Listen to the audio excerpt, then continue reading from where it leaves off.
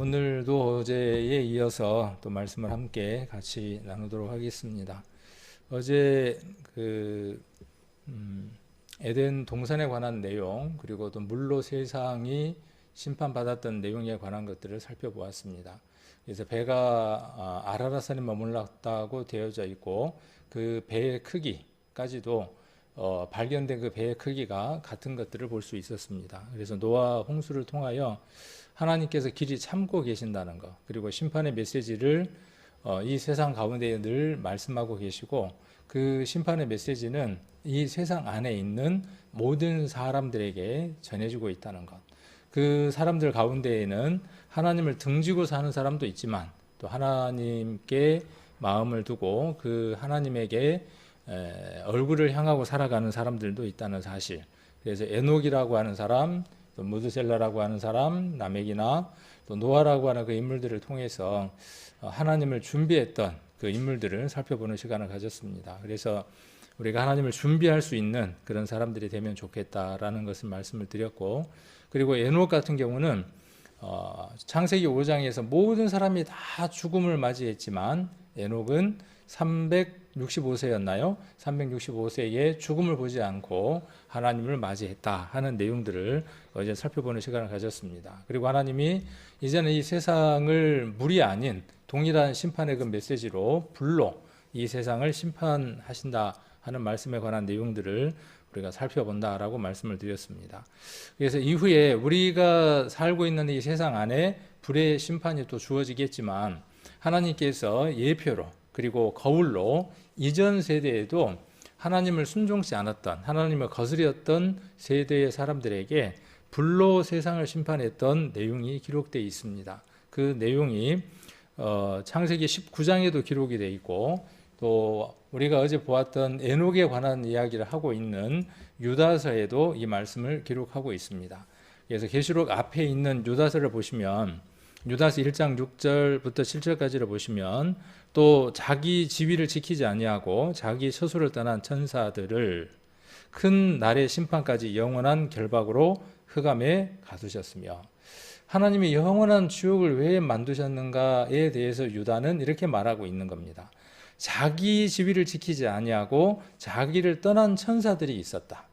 그래서 사탄이라고 하는, 사탄, 마귀라고 하는 그 존재가 하나님을 대적하고 그 하나님을 존경하고 하나님께 영광을 돌려드려야 하는 그 천사의 한 군단들이 하나님께 대적했던 내용을 유다서에서는 기록하고 있습니다. 이것은 어떻게 입증할 방법이 없습니다.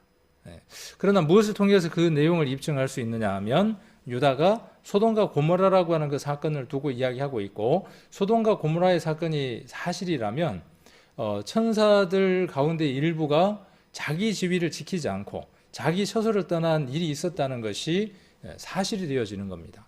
그 영적인 존재가 지금 누구 안에 존재하느냐 하면, 하나님을 거스리는 모든 사람들 안에 이 영이 들어있는 겁니다.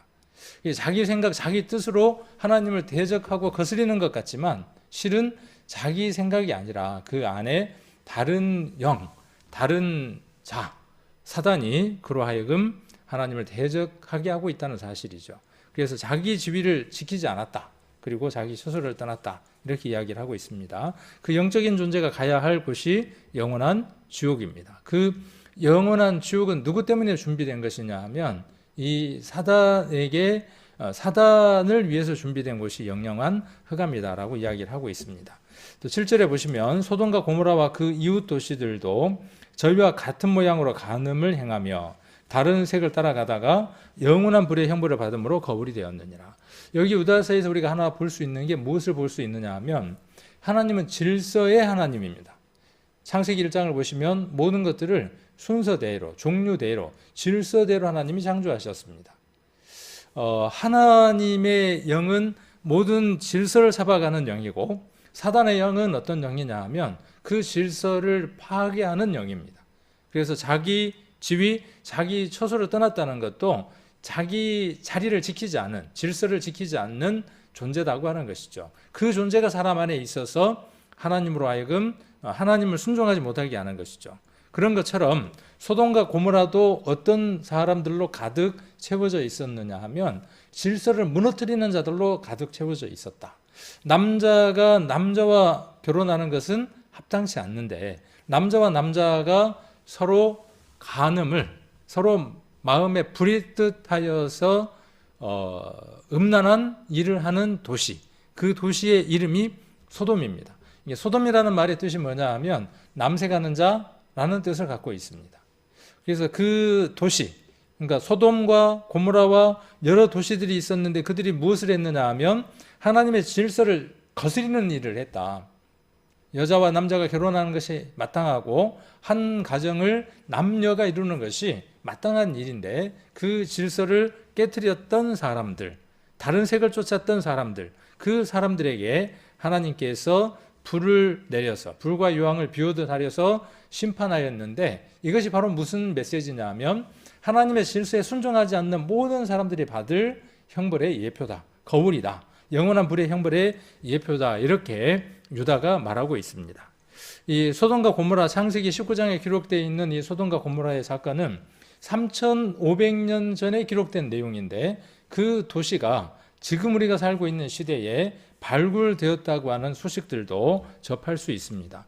81년도 11월 21일자 신문인데 소돔과 고모라 성을 찾았다라고 이렇게 이야기를 하고 있습니다. 그래서 소돔과 고모라 성을 찾았다고 이야기를 했고 그리고 이 내용들이 더 시간이 지나서 고고학자들이 소돔 성이라든지 고모라 성이라든지 그 이웃 도시에 가서 고고학적인 발굴들을 활발하게 하게 됩니다. 그리고 영상으로 담고 영상으로 담은 것들을 우리가 볼 수 있도록 지금 유튜브라든지 여러 TV라든지 여러 매체에 제공이 되고 있습니다. 그래서 하나님을 믿으려고 한다면 성경에 나와 있는 이 내용들을 한번 살펴보고 이것들이 진실인가 하는 것들을 살펴보고자 하는 사람들은 얼마든지 성경이 사실이라고 하는 증거들을 많이 찾아볼 수도 있습니다. 반대로 그 질서를 무너뜨리는 자 안에 있는 사람들은 성경이 거짓이라고 하는 것들에 대한 자료들을 많이 또 세상 가운데서 찾을 수 있습니다. 그래서 누구의 영의 지배를 받으려고 하는 것인가 하는 것이 중요하겠죠. 원래 처음 사람은 하나님의 영으로 지음을 받았지만 그 영이 하나님을 거스림으로 말미암아 죄를 가진 인생이 되어졌습니다. 그 인생이 노아 홍수 때 또 심판함을 받았고 그 이후에 소돔과 고모라 때 불과 유황으로 심판받는 내용들이 19장에 있습니다. 창세기 19장에. 그래서 이렇게 그 소돔과 고모라에 불과 유황을 비우듯 하였다 그랬는데 창세기 19장을 한번 찾아보도록 하겠습니다.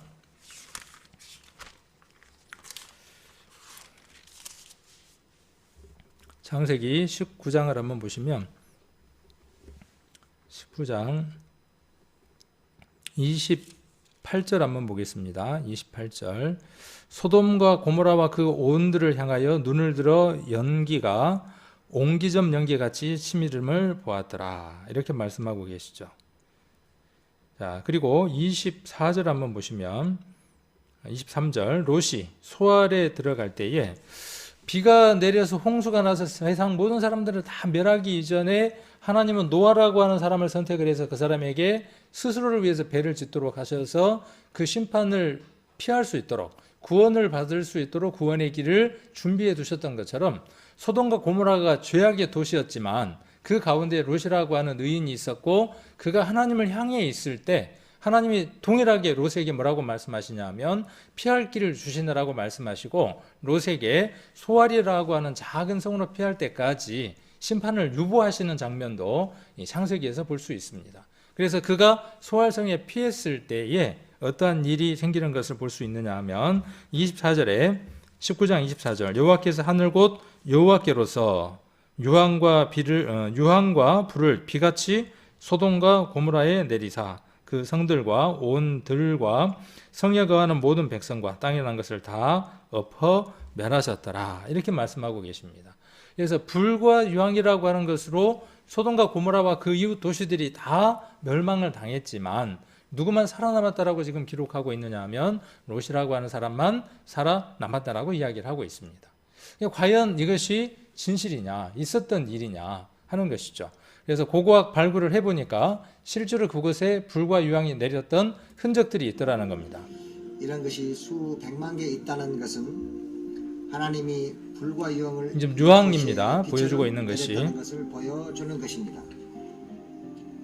사전에서 유황 좀 실험 뒤로 가서 준비를 보겠습니다. 했습니다. 각 시료들은 바깥 부분은 제거하고 조심스럽게 분리하여 실험 준비를 했습니다.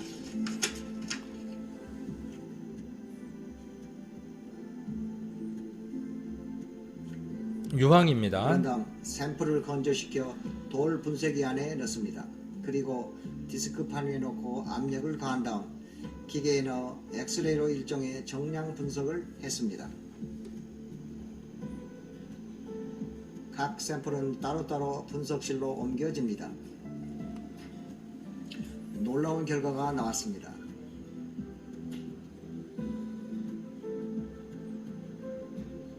순도 98% 황이었습니다.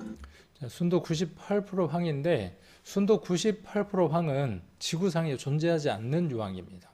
그러니까 이 유황은 지구에 있던 어떤 것들을 가져다가 그것에 놓은 것도 아니고 하나님의 특별한 심판의 도구로서 하늘에서 내려졌다고 하는 것들을 과학자들에게, 고고학을 발굴하는 사람들에게 증명한 내용들이죠. 성경에 기록되어 있는 이렇던 모든 내용들은요, 허구가 없습니다. 있었던 내용을 낱낱이 기록하고 있는 것이죠. 그 안에는 더러는 우리가 이해하기 어려운 부끄러운 것들도 있습니다. 그것을 기록한 목적은 어디에 있느냐 하면 사람이 어떻게 판단하느냐에 있는 게 아니라 우리가 모든 책을 기록할 때 독자가 어떻게 판단하느냐는 것에 따라서 판단이 되어지기 때문에 좋은 것, 아름다운 것만 남겨두려고 합니다. 근데 성경 속에는 있었던 얘기를 솔직하게 기록들 하고 있습니다. 그 내용들 안에 무엇을 말하고 있기 때문에 그렇다는 것입니다. 그래서 불과 유황으로 멸망받은 이것은 무엇에 대한 그림자냐 하면 질서를 무너뜨리고 있는, 하나님을 등지고 있는, 하나님으로 돌아가지 않는 모든 사람들에게 천사가, 아까 자기 지위와 자기 처소를 떠난 천사가 지옥이 준비되어져 있는 것처럼, 영원한 불의 형벌이 준비되어져 있는 것처럼 자기 지위, 우리에게 지위가 있습니다. 자기 처소가 있습니다.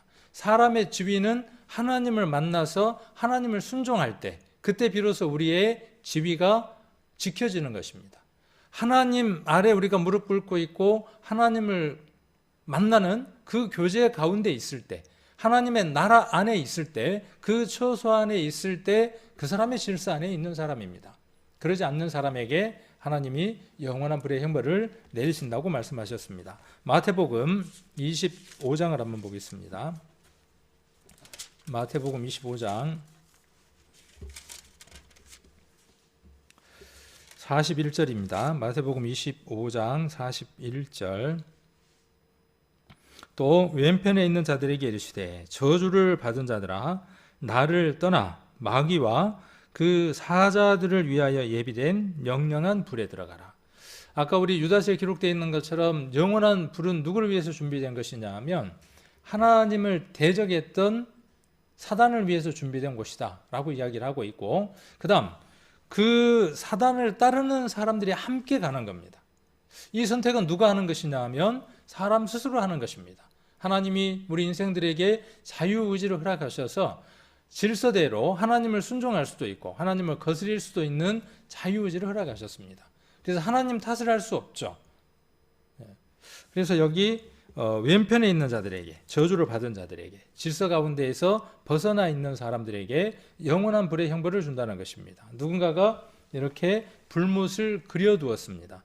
불로 된 연못, 불과 유황으로 타는 못, 그곳에는 연기도 있고 불도 있고 유황도 있는 곳, 그곳이 어디냐 하면 영원한 지옥 불못입니다. 죽고자 해도 죽을 수 없는 곳, 그곳이 영원한 지옥이다라고 성경은 말하고 있습니다. 자, 오늘은 불에 대한, 소돔과 고모라에 대한 얘기를 거울로 봤으니까 이제 오늘은 무엇을 좀 보려고 하느냐 하면 앞으로 되어지는 일들을 좀 보려고 합니다. 자, 지금까지는 이전 일의 어떠한 것을 한번 살펴봤어요. 지금 우리 시점으로 보아서 이전에 어떤 일들이 있었는가, 그래서 맨 처음 천지가 창조되었고 인간이 흙으로 만들어졌고 그가 에덴 동산에 살았고 노아 홍수가 있었고 소돔과 고모라 사건이 있었고 지나간 사건들 한번 살펴봤다면은 오늘 한 시간은 앞으로 되어질 일들을 한번 살펴보려고 합니다. 그 내용들이 많지만 오늘 좀 짧게 몇 가지 것들을 좀 살펴보는 시간을 가져보려고 합니다. 이사야서 41장 21절 말씀입니다. 이 말씀을 보시면 나 여호와가 말하노니 너희 우상들은 소송을 일으키라. 야곱의 왕이 말하노니 너희는 확실한 증거를 보이라.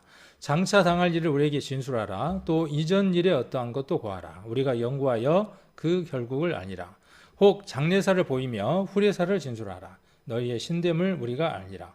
또 복을 내리든지 화를 내리라. 우리가 함께 보고 놀라리라. 과연 너희는 아무것도 아니면 너희 일은 허망하며 너희를 택한 자는 가증하니라. 여기 우상이 나오고 신이 나옵니다. 여기 여호와라고 하는 신, 어제 우리가 첫날 배웠죠. 하나님이 있었고 엘로힘이 있었고 또 여호와가 있었죠. 기억나시나요? 네. 그래서 그 하나님의 이름 유일한 신은 사람이 만들어 놓은 신이 아니다 그 말이에요. 하나님 말씀하시기를 그것은 우상이다 그 말이에요. 그래서 사람들이 이것이 신이다라고 생각하는 그들에게 하나님이 말씀하시는 거예요. 사람들이 스스로 거기에 어떤 무엇인가 있다라고 생각하고 섬기는 그것들을 향해서 하나님 말씀하시는 거죠. 그것을 의지하고 있는 사람들에게 하나님이 뭐라고 말씀하시느냐 하면 그것들에게 한번 말을 한번 하게 해봐라. 우상들에게 소송을 한번 일으켜봐라. 확실한 증거를 한번 보이라고 해봐라. 장차 당할 일을 진술할 수 있어야 한다. 장차당할 일을 진술할 수 있어야 하고 이전 일에 어떠한 것도 구할 수 있어야 한다. 우리가 이전 일에 어떠한 게 지금 우리 눈으로 보았을 때에 구약의 모든 성경들의 내용들이죠. 신약의 내용도 이전 일들에 대한 내용들이죠. 그런데 이 성경 안에 이전 일도 기록되어져 있지만 앞으로 되어질 일들도 기록되어 있습니다. 이렇게 말할 수 있는 능력이 있는 분이 누구라고 스스로 말씀하시느냐 하면 여호와다. 우리 첫날 배웠던 것처럼 출애굽기 3장 14절에 기록하고 있는 것처럼 스스로 있는 자, 자존하시는 분, 그분은 무엇을 할 수 있는 분이냐 하면 영원 속에 계시는 분이기 때문에 시간 너머에 계시는 분이기 때문에 인간의 시계를 인간의 시간을 다 내려다볼 수 있는 분이므로 인간의 처음 시작부터 시작해서 인간의 마치는 마지막 날까지의 모든 것들을 다 말씀하실 수 있는 분이다. 그분만이 참 신이고 여호와다. 그 외에 다른 어떠한 신이 있다고 할지라도 그 신은 없다. 그건 단지 고무신일 뿐이다. 그래서 뭐라고 이야기하느냐 하면 우상들은 이렇게 이야기를 하는 겁니다. 이 우상이라는 말의 뜻이 무엇이냐 하면 히브리어로 에릴이라고 이렇게 이제 발음을 하는데 아무짝에도 쓸모없는 것, 아무것도 아닌 것, 무가치한 것 그런 뜻이에요. 그런데 그 무가치한 거에다가 뭘 해놓은 거죠? 가치 있다고 의미를 부여하는 거예요. 그래서 어떤 형상을 만들고 모양을 만들어서 의미를 부여해 놓은 것. 실상은 뭔데? 아무짝에도 쓸모없고 가치도 없는 것. 그것을 우상이라고 하는 겁니다. 그러니까 사람이 만들어 놓은 어떤 것 속에는 하나님이 그 속에 깃들어 있지 않다는 거예요. 어디에? 이 말씀 속에서 하나님께서 하나님이 어떤 분인지를 말씀하고 계시다는 것이죠. 그래서 여기 오늘 기록하고 있는 것처럼 확실한 증거를 보여주실 수 있는 분. 증언이 없으면 하나님의 말씀이 아니라 그랬으니까. 자, 그리고 장차 당할 일 말씀할 수 있어야죠. 근데 장차 당할 일을 이야기를 했는데 그 일이 시간이 지남에 따라서 성취가 안 된다. 증거가 없다. 증언이 없다. 그러면 어때요? 믿을 수가 없겠죠. 그래서 장차 당할 일, 그 다음에 후래사에는 반드시 무엇이 있느냐 하면 징조라고 하는 게 따라 있습니다. 그래서 징조를 보면 그 일이 이루어질지를 알 수 있고 그 다음에 그것이 이루어지고 나면 성취가 되겠죠. 성취 후에는 증언이 있게 되겠죠. 그래서 오늘 이전 일의 어떠한 것도 한번 살펴봤고 하나님이 말씀해 두셨잖아요. 그리고 장차 당할 일을 오늘 찾아보고자 하는 겁니다. 그래서 그 장차 당할 일들이 어떤 것인가를 살펴보고자 합니다. 예수님의 제자들은 예수님이 그런 말씀들을 참 많이 하셨어요. 예수님이 십자가에 못 박혀 돌아가시기 전에 내가 십자가에 못 박힐 것이다. 죽은 자 가운데 다시 살 것이다. 내가 너희들보다 먼저 갈릴리로 갈 것이다. 그렇게 여러 말씀을 하시면서 내가 다시 올 것이다. 내가 십자가에 못 박혀 죽었다가 너희들하고 함께 있다가 내가 다시 오게 될 텐데 다시 올 때에는 이 세상의 많은 사람들을 데려갈 것이다. 그렇게 많은 얘기를 하셨습니다. 마태복음 24장에서도 말씀하셨고 또 누가복음 21장이라든지 여러 곳에서 많은 말씀들을 하셨습니다. 그렇게 이야기하니까 예수님의 제자들이 늘 궁금했어요. 예수님이 다시 오실 때 어떤 일들이 있을까요? 예수님은 이렇게 말씀하셨습니다. 감람산에 앉으셔서 예수님이 다시 오실 자리가 감람산인데 지상에 그의 발이 내려올 장소가 감람산입니다. 예수님은 인류의 역사 가운데 한 번 오셨고 또 십자가에서 죽으시고 승천하셨어요. 구름을 타고 사도행전에 기록되어져 있는 것처럼 구름 위로 끌려 올라가셨습니다. 그러면서 뭐라고 말씀하셨냐 하면 다시 오신다 그랬어요. 공중에 다시 오신다고 말씀하셨고 공중에 다시 오신 그 예수님이 7년이라고 하는 시간이 지났을 때 그의 발이 감람산에 설 것이라고 말씀하셨습니다. 이러한 예수님에 관한 내용들을 제대로 이해하지 못하게 되면 많은 이상한 내용들이 나오게 되어지죠. 그래서 장차 당할 일들을 예수님 탄생을 기점으로 해서 쭉 내용들을 한번 성경에 있는 것들을 정리를 해서 이렇게 한번 표나 이런 것들을 한번 만들어 보았습니다. 여기 흰색으로 되어져 있는 것은 구원의 때, 이방인의 때라고 이야기를 합니다. 그러면 흰색 이전은 뭐라고 이야기하느냐? 예수님이 오셔서 십자가에 못 박혀 돌아가시고 난 이후에 그 시간들을 이방인의 때라고 이야기를 하고 그 이전을 선민시대라고 이야기를 합니다. 하나님이 이스라엘 백성들에게 많은 것들을 알려주고 그들로 하여금 역사를 이루어 가셨습니다. 그들이 하나님을 순종하지 않아서 그들에게 임했던 모든 복들이 어디로 넘어가느냐 하면 예수님을 십자가에 넘김으로 말미암아 그 은혜와 복들이 이방인에게 잠시 넘어갑니다. 그래서 그 이방인에게 넘어갔을 때 그들이 뭘 얻느냐 하면 이방인들이 구원을 얻습니다. 그래서 이때를 이방인들이 구원 얻는 구원의 때라고 이야기를 합니다. 그리고 그 구원의 때가 지나고 난 이후에 7년 환란이라고 하는 그 기간 동안에 이스라엘 사람들은 구원을 얻게 됩니다. 그 가운데에서 자기들이 죽인 예수님이 참 하나님이었다는 사실을 깨닫게 되고 자기들의 죄를 자복하게 되고 구원받는 일들이 7년 환란 가운데서 있게 됩니다. 그래서 여기 지금 우리가 살고 있는 시점이 오늘이 여기고 그 다음 아까 휴거라고 하는 사건을 이야기를 했습니다. 휴거. 예수님이 오셨을 때 들려 올라가는 그 사건을 이제 휴거라고 이야기를 합니다. 예수님이 오셨을 때 구원받는 성도들이 예수님을 공중에서 영접하는 것. 그것을 휴거라고 이야기를 합니다. 휴거라는 말은 성경 어디에도 기록되어 있지 않습니다. 들림이라고 이렇게 기록되어 있습니다. 근데 그것을 한문으로 바꾸고 또 영어로 되어 있는 랩처라고 하는 것을 이렇게 한문으로 바꾸니까 휴거라고 하는 단어, 들림이라고 하는 단어로 이렇게 이야기할 수 있습니다. 그래서 구원받은 사람들이 에녹이 들려 올라간 것처럼 산채로 예수님을 영접하러 올라가는 겁니다. 자, 그리고 어떤 일들이 있게 되냐 하면 이 세상에는 7년이라고 하는 긴 시간 동안 7년 시간 동안 어떠한 일들이 이루어지게 되냐 하면 이 땅에는 환란이 있게 됩니다. 그 환란 이후에 천년 왕국이라고 하는 게 주어집니다. 그리고 천년 왕국 이후에는 이 지구를 지구, 하늘, 그 다음에 땅, 바다까지 어떻게 하느냐 하면 완전히 없어지게 하고 난 이후에 새 하늘과 새 땅으로 넘어가게 됩니다. 그래서 순서대로 이 내용들을 한번 정리를 해보면 첫 번째, 아까 그 휴거라고 하는 사건이 있기 이전에 어떠한 징조들이 있게 되느냐 하면 자기가 예수라고 하는 사람들이 많이 나타납니다. 전 세계 곳곳에서 자칭 예수라고 하는 사람들이 나타나게 되고 민족이 민족을 나라가 되어가는 일들이 일어나게 되고 기근과 지진과 온역이 일어나게 되고 그리고 불법이 성함으로 많은 사람의 사랑이 식어집니다. 이것만 봐도요, 지금 시대를 꼭 이야기하는 것 같아. 자, 그리고 무서운 일이 있습니다. 하늘에서 징조가 있고 그 다음 복음이 전파되고 나면 그제서야 끝이 온다 그랬어요. 이 하나님을 아는 지식이 세상에 온전하게 충만하게 채워지고 나면 그때 심판이 온다. 그리고 그 이후에 누구에게 잠깐 구원받는 기회가 주어지느냐 하면 이스라엘에게 구원받는 기회가 잠깐 주어진다. 이렇게 이야기를 합니다. 자, 그리고 두 번째로 이제 무엇이 일어나느냐 하면 휴거라고 하는 사건이 일어나게 되고 그러면 이 세상에 혼란이 일어나게 되죠. 혹 비행기 조종사가 조정을 하다가 사라져버리거나 운전하는 운전자가 구원받은 사람이어서 예수님이 공중에 오셨을 때 갑자기 사라져 버리는 거죠. 그러면 온 지구 안에 아주 혼란스러운 일들이 일어나겠죠.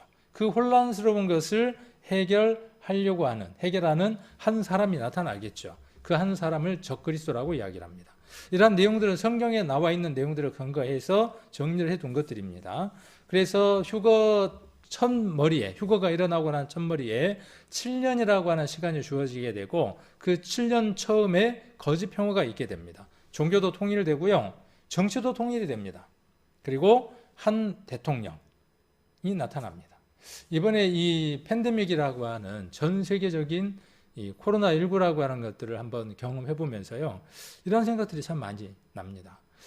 참 전 세계가 하나로 묶여 있다면 얼마나 좋을까. 백신도 지금 보면 부자인 나라는 서로 백신을 사들이고 난리잖아요. 그런데 만일 전 세계가 하나로 통일이 되어져 있다면 어차피 코로나19라고 하는 것은 전 세계적인 일이니까 서로가 전 세계가 돕고 나누고 이렇게 한다면 얼마나 좋을까. 또 각 나라의 대통령들 보니까 흠들이 너무나 많아. 전부 다 깜빵 가기도 하고 뭐 어느 나라의 대통령 한번 봐보세요. 저게 대통령인가 싶을 정도로 그렇게 그 자유가 있고 모든 것들이 발달했다고 하는 그 나라의 대통령들도 봐도 그렇잖아요. 그러니까 정말 지도자를 만났으면 참 좋겠다. 그런 사람이 있으면 우리가 복종하고 순종하고 잘 살아갈 텐데 그런 생각들을 하게 되겠죠. 그런데 그런 사람이 나타났는데 그가 갑자기 죽습니다. 그 소문이 나니까 어때요? 전 세계가 이 짓에 뭔가 되는가 했더니 저 사람이 죽었네 안타까워하겠죠. 그런데 갑자기 그가 예수님처럼 부활합니다. 칼에 상하였던 상처가 낫고 살아납니다. 그리고 사람들이 그를 따르기 시작하겠죠. 자, 그리고 또 어떠한 일들이 일어나게 되느냐 하면 그리고 평화가 깨지게 됩니다. 자, 여기 아까 이제 있을 일들이고 평화가 깨지게 되고 42달, 그러니까 3년 반 동안 일할 권세를 적그리스도가 갖습니다. 그리고 그 적그리스도가 사람 손에나 이마에다가 표를 받게 하고 이 표가 없으면 매매를 못하게 합니다. 그리고 얼마나 큰 능력을 발휘하느냐 하면 불이 하늘에서 땅끝까지 내려오게 하는 일들을 합니다. 죽었다가 살아난 데다가 많은 능력도 가졌고 또 불이 하늘에서 내려오게 하니까 많은 것들이 유익하니까 어떻겠죠? 그를 숭배하고 따르겠죠. 자, 그리고 뭐가 있게 되냐 하면 7년 마지막쯤에 뭐가 있게 되냐 하면 인류의 마지막 전쟁, 핵 전쟁이 일어나게 됩니다. 우리가 이야기하는 그 아마겟돈 전쟁이라고 하는 게 7년 말미에 있게 됩니다. 그래서 온 지구가 방사능으로 범벅이 되어져서 사람이 살기에 부적합한 그런 지구의 상태가 됩니다. 그렇게 부적합한 지구가 된 상태를 하나님이 어떻게 하시느냐 하면 에덴 동산처럼 회복하십니다. 에덴 동산처럼 회복하고 그 땅에 지금 우리가 살고 있는 이 땅에 1000년 동안 에덴 동산처럼 되게 하는 일들을 하나님이 이루십니다. 그리고 사단을 임봉합니다. 사단이 일을 못하니까 사람들이 미운 마음도 없고 살인이나 이런 것들이 사라지는 거죠. 자, 그리고 1000년 동안 왕노릇하는 일들이 있게 됩니다. 자, 그리고 1000년이 차게 되면 사단이 잠깐 놓입니다. 아까 하나님을 대적했던 자, 질서를 무너뜨렸던 그 자가 다시 세상에 살아가는 1000년 동안 살아가는 그 사람들 안에 들어가서 하나님을 대적하기 위해서 치러 들어오죠. 예루살렘이라고 하는 하나님의 도성을 치러 올 때에 하늘에서 불이 내리게 되고 이 지구를 완전히 불태워서 없애버리게 됩니다. 베드로후서 3장에 나와 있는 체질이 뜨거운 물에 타버리는 그 일들이 이루어지면서 지구 안에 있는 어떤 원소도 다 태워져서 사라져버리게 됩니다. 그리고 하나님이 어떻게 하시느냐 하면 새 하늘과 새 땅으로 모든 것들을 옮겨가시게 됩니다. 그 새 하늘과 새 땅으로 옮겨가기 전에 이렇게 백보자 심판이 있게 되죠. 하얀 보좌 위에서 생명책에 기록된 사람과 생명책에 기록되지 못한 자들을 심판하시게 되죠. 그래서 그 심판에서 예수 그리스도로 말미암아 생명을 얻지 못한 자들은 영원한 불못으로 던져지고 구원함을 얻은 사람들은 영원한 하나님 나라로 가게 되고, 생명책에 기록된 사람들은 영원한 하나님 나라로, 생명책에 기록되지 못한 사람들은 영원한 불못 속으로 던져지게 됩니다. 자, 그리고 새하늘과 새 땅으로 이렇게 옮겨갑니다. 이렇게 장차 당할 일을 성경에 기록해 두었습니다. 이 내용은 에스겔서에도 기록이 되어 있고, 이사야서에도 기록이 되어 있고, 다니엘서에도 기록이 되어 있고, 또 예수님이 말씀하신 많은 복음서 속에도 기록이 되어 있고, 바울이 기록한 서신서 속에도 기록이 되어 있고, 요한이 쓴 요한계시록 안에 가장 많은 내용들이 들어 있습니다. 이 내용을 한 시간에 다 우리가 살펴보기는 어렵습니다. 그래서 한 두 부분만 오늘 한번 살펴보려고 합니다. 먼저는 어디를 살펴보려고 하느냐 하면 이 부분을 먼저 한번 살펴보려고 합니다. 여기 지금 우리가 살고 있는 이 시점에서 휴거라고 하는 사건이 일어날 텐데, 그 휴거라고 하는 사건이 일어나기 전에 일어날 징조들이에요.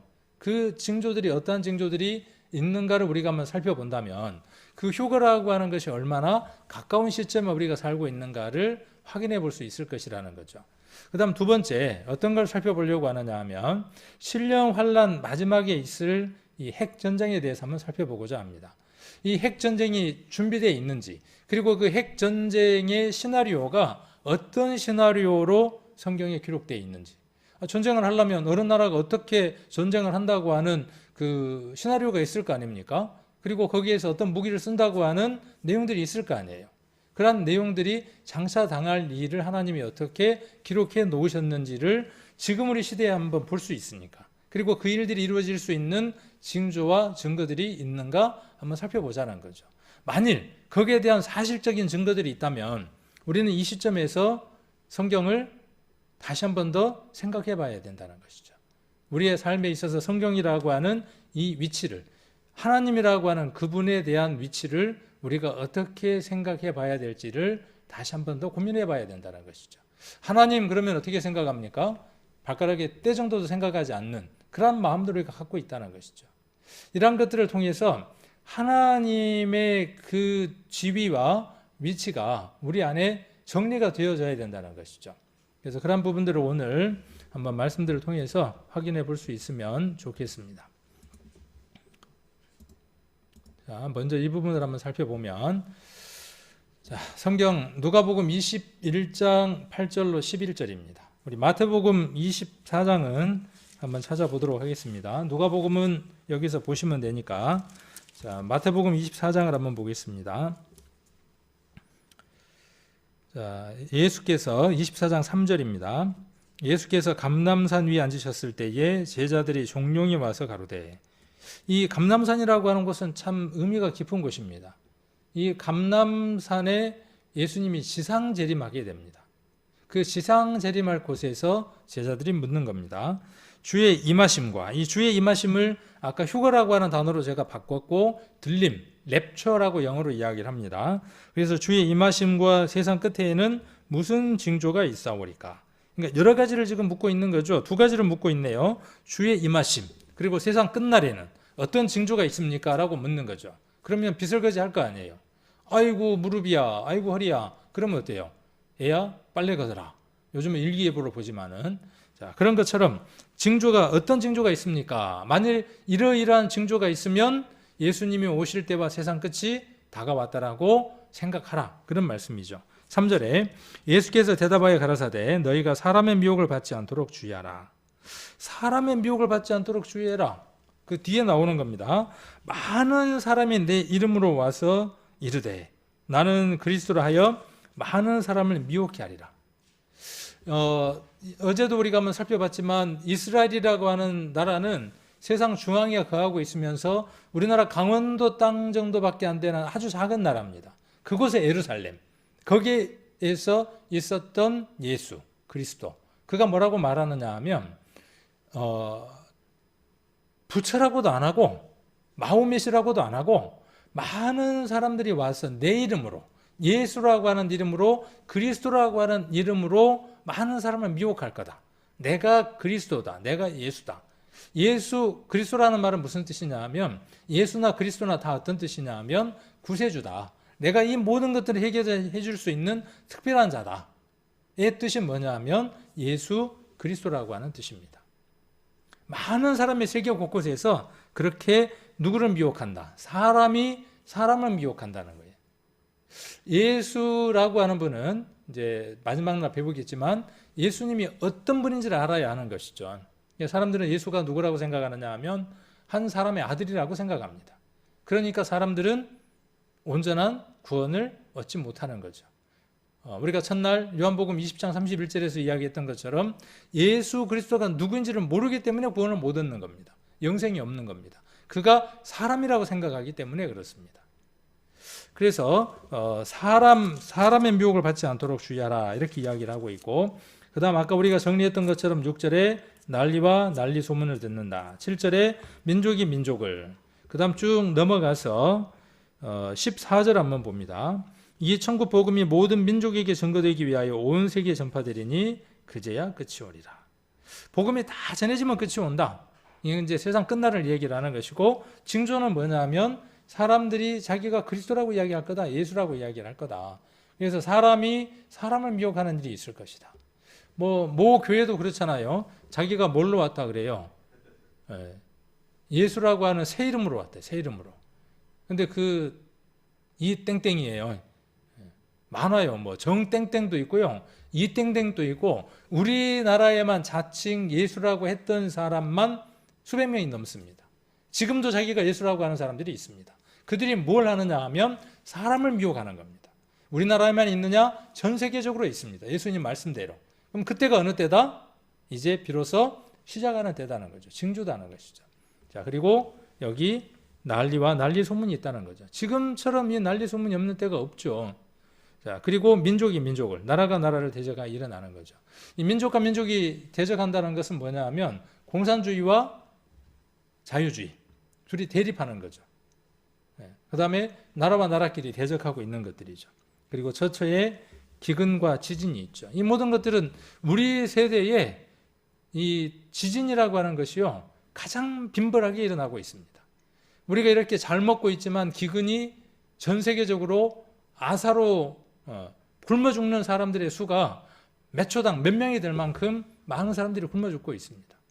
우리가 잘 먹으니까, 덜어는 또 못 먹는 분들도 계시지만 그래도 비교적 잘 먹고 사니까 굶어 죽는 사람들에 대한 생각들은 모르는데 전 세계 인구의 많은 비중이 굶어서 죽고 있다는 것이죠. 자, 이 동일한 말씀을 누가는 이렇게 이야기를 했습니다. 마태는 예수님 말씀하신 것 가운데 이 내용을 주로 삼았고, 누가는 어떤 내용을 주로 삼는 걸 볼 수 있냐 하면 이렇게 이야기를 하고 있습니다. 자, 가라사대 미혹을 받지 않도록 주의하라. 많은 사람이 내 이름으로 와서 이르되 내가 그로라 하며, 내가 예수다, 내가 그리스도다, 내가 모든 문제를 해결해 줄 수 있대, 내가 해결해 줄 수 있어. 그러면서 뭐라고 이야기를 합니까? 때가 가까웠다 하겠으나. 그들이 특징이 뭐다는 거죠? 이제 때가 다 됐다는 거예요. 어떤 때? 휴거나 재림의 때가 다 됐다는 거예요. 많이 속았죠. 우리나라도 많이 속았습니다. 이장님인들 누구든 방송국 불러다가 어떻게 했어요? 오늘이 그날이라고 많이 속이고 그랬었죠. 때가 가까웠다 하겠으나 저희를 쫓지 말라. 난리와 소란의 소문을 들었을 때에 두려워 말라. 이 일이 먼저 있어야 하되. 자, 그러니까 이건 뭐예요? 있어야 될 일인 거예요. 이 일이 있어야 누가 오시는 거예요? 예수님 오실 그 시간들이 가까워져 가는 거예요. 있어야 하되 끝은 곧 되지 아니하리라. 또 이르시되 민족이 민족을, 나라가 나라를 대적하여 일어나겠고 처처에 큰 지진과 기근과 온역이 있겠고 또 무서운 일과 하늘로서 큰 징조들이 있으리라. 이렇게 말씀하고 계십니다. 여기에서 11절만 우리가 좀 특별히 보려고 하는 겁니다. 11절에 처처의 큰 지진, 처처의 기근, 처처의 온역 이렇게 쓸 수 있죠. 그렇죠? 그걸 줄이니까 어떻게 되죠? 처처의 큰 지진과 기근과 온역이 되는 거죠. 이걸 늘려서 쓰면 어떻게 돼요? 처처의 큰 지진, 처처의 큰 기근, 처처의 온역 이렇게 쓸 수 있겠죠. 또 무서운 일, 이 무서운 일이라고 하는 건 뭐냐면요, 인간으로서는 차마 감당하기 힘든 일들이에요. 이게 무서운 일들이에요. 우리 시대에 이 무서운 일들이 얼마나 많은 일들이 일어나고 있는가 하는 것들은 여러분들이 너무나 잘 알고 계실 겁니다. 그리고 하늘로서 큰 징조들이 있으리라 그랬어요. 하늘에도 우리가 볼 수 없는 일들이 일어날 것이라는 거죠. 이제 있을 일들을 지금 이야기를 하는 겁니다. 그 일 가운데에 이 처처에 온역이 있다라고 하는 것들을 한번 보려고 하는 겁니다. 현대인 성경에 곳곳에 큰 지진과 기근과 전염병이 발생할 것이다. 그리고 무서운 일과 하늘의 큰 징조들이 나타날 것이다. 나타날 것이다 그랬으니까 뭐죠? 장차 당할 일을 지금 이야기하시는 거죠. 예수님이 하나님의 아들이라고 하는 분이, 성경에는 그분이 누구라고 기록되어져 있냐 하면 하나님 자신이라고 기록되어 있기도 합니다. 예수 그리스도 하나님 자신, 그분이 뭐라고 말씀하시느냐 하면 이런 일이 있을 것이라고 이야기를 하고 있습니다. 그래서 곳곳에 뭐가 있다고요? 곳곳에 뭐가 있어요? 전염병이 있어요. 아까 세상 곳곳에서 뭐라고 이야기한다고요? 내가 예수다. 때가 가까웠다. 세계 곳곳에서 그렇게 말할 거라 그랬어요. 우리나라만 그런 게 아니고 미국에서도 그렇고 아프리카에서도 그렇고 여러 나라에서 그렇거든요. 그 동일한 맥락에서 이야기를 하는 거예요. 처처에, 그러니까 곳곳에, 세계 곳곳에 어떤 일이 있다고요? 전염병이 있다는 거예요. 그러니까 무엇을 이야기하는 거냐면요, 같은 시간대에 전 세계에서 동시다발적으로 일어날 일을 지금 이야기하고 있는 겁니다. 자, 전염병은 옛날에도 있었습니다. 아주 옛날에도 있었어요. 우리나라에도 있었고, 그래서 예전에는 어떤 방법을 썼습니까? 한 동네가 전염병이 생기면요, 전파되면 안 되니까 봉쇄를 한 다음에 어떻게 했어요? 불도 질렀습니다. 우리 역사책들을 보면 불을 질러서 그 역병약 균들이 다른 데로 넘어가지 못하게 불도 질렀던 일들도 있습니다. 그렇게 무서운 게 뭐냐 하면 전염병이에요. 그래서 우리 연병 있잖아요. 연병. 그 연병이 뭐냐 하면 아주 무서운 병인 거예요. 연병이라는 말 안 좋은 거죠. 욕 가운데 멍멍하고 있네 그러잖아요. 그때 그 단어를 쓰잖아요. 좋은 게 아닙니다. 아주 안 좋은 얘기죠. 자, 그런데 곳곳에서 그런다는 거예요. 한 곳이 아니라 여러 곳에서 동시다발적으로 발생할 거라는 거죠. 자, 이 단어를 이 세계보건기구에서 쓰는 말로 바꾸면 팬데믹입니다. 아주 쉬운 말로, 아주 어려운 말로 팬데믹이에요. 근데 그냥 우리말로 뭐냐면 동시다발적으로 곳곳에, 세계 곳곳에 동시에 전염병이 있다라는 말을 영어로 바꾸면 팬데믹입니다. 그래서 WHO에서 전염병 경보 단계 중 최고 위험 등급인 6단계가 있는데, 그러니까 전염병 그 경보 단계가 6단계가 있는데 그 6단계 중에 최고 단계가 뭐냐 하면 이 팬데믹이라고 하는 단계를 선언하는 겁니다.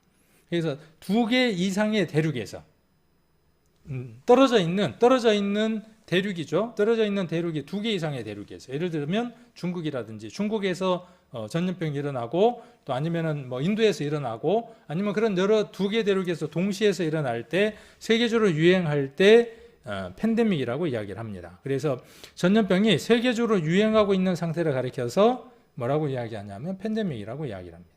그러면 누가복음 21장 11절에 나와 있는 처처에 온역이 있을 것이다 라고 하는 그 말씀을 지금의 말로 바꾸면 팬데믹 상황이 올 것이다 그 말입니다. 자, 이렇게 미리 예수님께서 말씀을 하고 계시죠. 자, 레위기를 한번 보시면 그러면 전염병이라고 하는 게 어떻게 해서 생기는가에 대한 얘기를 미리 얘기를 해 주셨어요. 그리고 전염병을 피할 수 있는 방법도 이야기를 해 주셨어요. 보시면 성경의 위생에 관한 내용들을 한번 살펴보면 레위기 11장에 지속적으로 계속 나오는 정결법에 관한 내용인데 11장 8절을 보시면 너희는 이 고기를 먹지 말고, 거기 11장에 보면 부정한 게 있고 정한 게 있어요. 예를 들면 물고기 가운데에 비늘이 있고 지느러미가 있는 것은 먹으라 그랬고 그 고기는 먹어도 돼요. 그런데 비늘이 없고 지느러미가 없는 것, 예를 들어서 미꾸라지는 어때요? 없어요. 그러니까 그것은 먹지 말라는 거예요. 그러니까 사람들이 뭐라 그러는지 알아요? 아이, 그게 훨씬 더 맛있는데. 그게 훨씬 더 맛있는데. 봐요. 맞아요. 그러잖아요. 맞아. 미꾸라지라든가 맥이라든가 끓여놓으면 어때요? 탕을 끓여놓으면 얼큰한 입에 짝짝 붙잖아요. 그런데 성경에서 이제 뭐라고 말씀하시느냐 하면 그 고기를 먹지 말고 그 죽음도 만지지 말라는 거예요. 자, 왜 그러냐? 왜 그러냐? 이것들은 너희에게 부정하다는 거예요. 너희에게 유익한 것이 없다는 거예요. 너희에게 해로운 것이라는 거예요. 자, 그리고 11장 19절에 보니까 그렇게 먹지 말고 죽음도 만지지 말라고 하는 짐승들이 쭉 나열이 되어지는데 그 나열된 것 가운데에 학, 황새, 대승, 박쥐. 자, 먹으라 그래요? 먹지 말라 그래요? 먹지 말래요. 3,500년 전에 기록된 성경이에요. 이 성경에 박쥐는 먹지도 말고 뭐도 만지지 말아요? 죽은 시체도 만지지 말라는 거예요. 왜? 성경은 아주 쉬워요. 성경 아주 쉽습니다. 어려운 게 아닙니다. 8절에 기록되어 있는 대로 왜요? 이것은 너희에게 부정하기 때문에 그래요. 부정하다는 말을 좀 쉬운 말로 바꾸면 해로운 것이에요. 유익한 게 아니에요. 좋은 게 아니에요. 정한 건 뭐예요? 우리에게 유익한 거예요. 우리에게 좋은 것이에요. 우리가 취해야 할 것들이에요. 자, 그런데 박쥐는 어때요? 먹지도 말고 죽음도 만지지 말라는 거예요. 또 11장 29절에 보시니까 땅에 기는 것 중에 내가 부정한 것은 이러하니 우리에게 부정한 게 있는 겁니다. 우리에게 유익하지 않는 것, 해로운 게 있는데 쪽제비와 쥐와 도마뱀 종류 이런 것들은 부정하다. 우리에게 유익한 것이 별로 없다. 이렇게 말씀하고 계시는 거예요. 거기에 어떤 이유들이 있을 거 아닙니까? 자, 그리고 22장 8절에는 절로 죽은 것이나 그러니까 짐승이 자기 혼자 죽은 거예요. 아까 정하든 부정하든 상관없이 자기 혼자 죽은 거예요. 그건 먹지 말라는 거예요. 들 짐승에게 찢긴 것도 먹지 말라는 거예요. 자, 왜? 여기 이제 그 답이 22장 8절에 기록되어 있습니다. 먹음으로 자기를 더럽히는 겁니다. 안 먹으면요. 이 더럽혀진다는 말을 한문 두 글자로 바꾸면 뭐예요? 오염이에요. 오염. 균으로부터 오염이에요.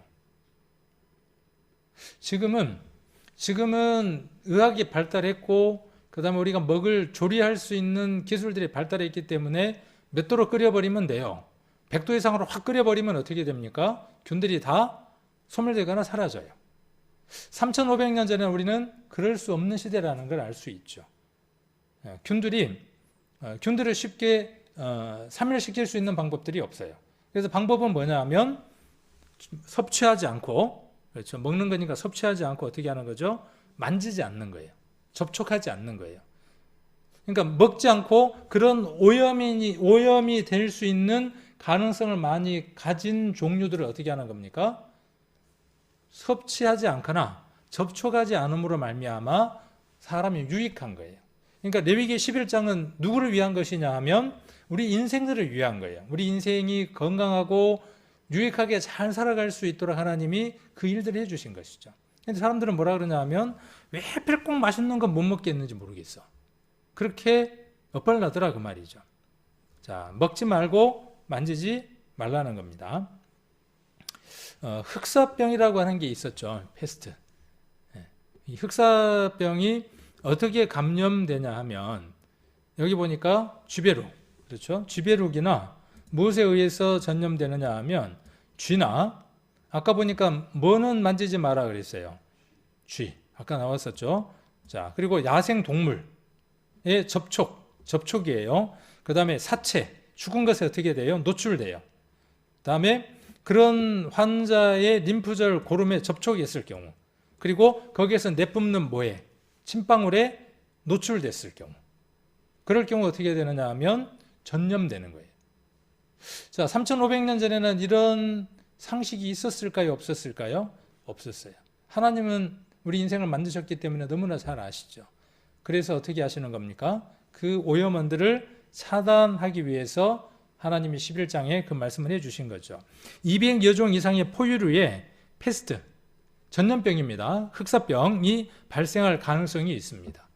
그래서 11장에 나열되어 있는 부정한 것들의 특징이 뭐냐 하면 나쁜 균들을 보유하고 있으면서 사람에게 그 균들을 전염시킬 수 있는 가능성이 있는 것들은 부정하다라고 기록해 놓으신 거예요. 얼마나 친절하신 분입니까? 얼마나 우리를 사랑하시는 분입니까? 자, 여행 중 패스트에서 예방 수칙 지키기. 예방 수칙 어떻게 하면 패스트를 예방할 수 있냐? 첫 번째가 뭐죠?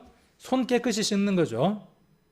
지금은 어때요? 이거 아무것도 아닌 얘기잖아요. 그 다음에 발생 지역에서 벼룩이나 동물, 야생동물 어떻게 해요? 접촉 뭘 안 해요? 접촉과 섭취를 삼가해요. 그리고 어디에도 죽은 사체에도 접촉하지 않는 거예요. 왜? 죽은 사체에게 무엇이 있고요? 균이 있고 그것에 가까이 가서 만지거나 했을 때 호흡기로 들어갈 수 있기 때문에 그렇죠. 전염될 수 있기 때문에. 우리가 잘 아시는 것처럼 코로나19도 어디에서 왔다고 이야기하느냐? 지금 뭐 WHO에서 뭐 중국에 가서 기원이 어디 있냐 이거 지금 밝히려고 지금 가고 있죠.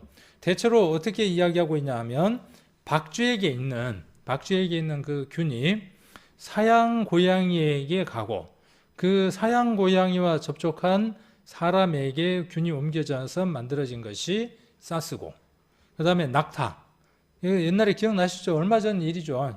메르스고, 그 다음에 아프리카 원숭이에서 옮겨진 것이 에볼라고 그렇습니다. 이게 기원은 어디에 있는 거죠? 기원은 박쥐에게 있습니다.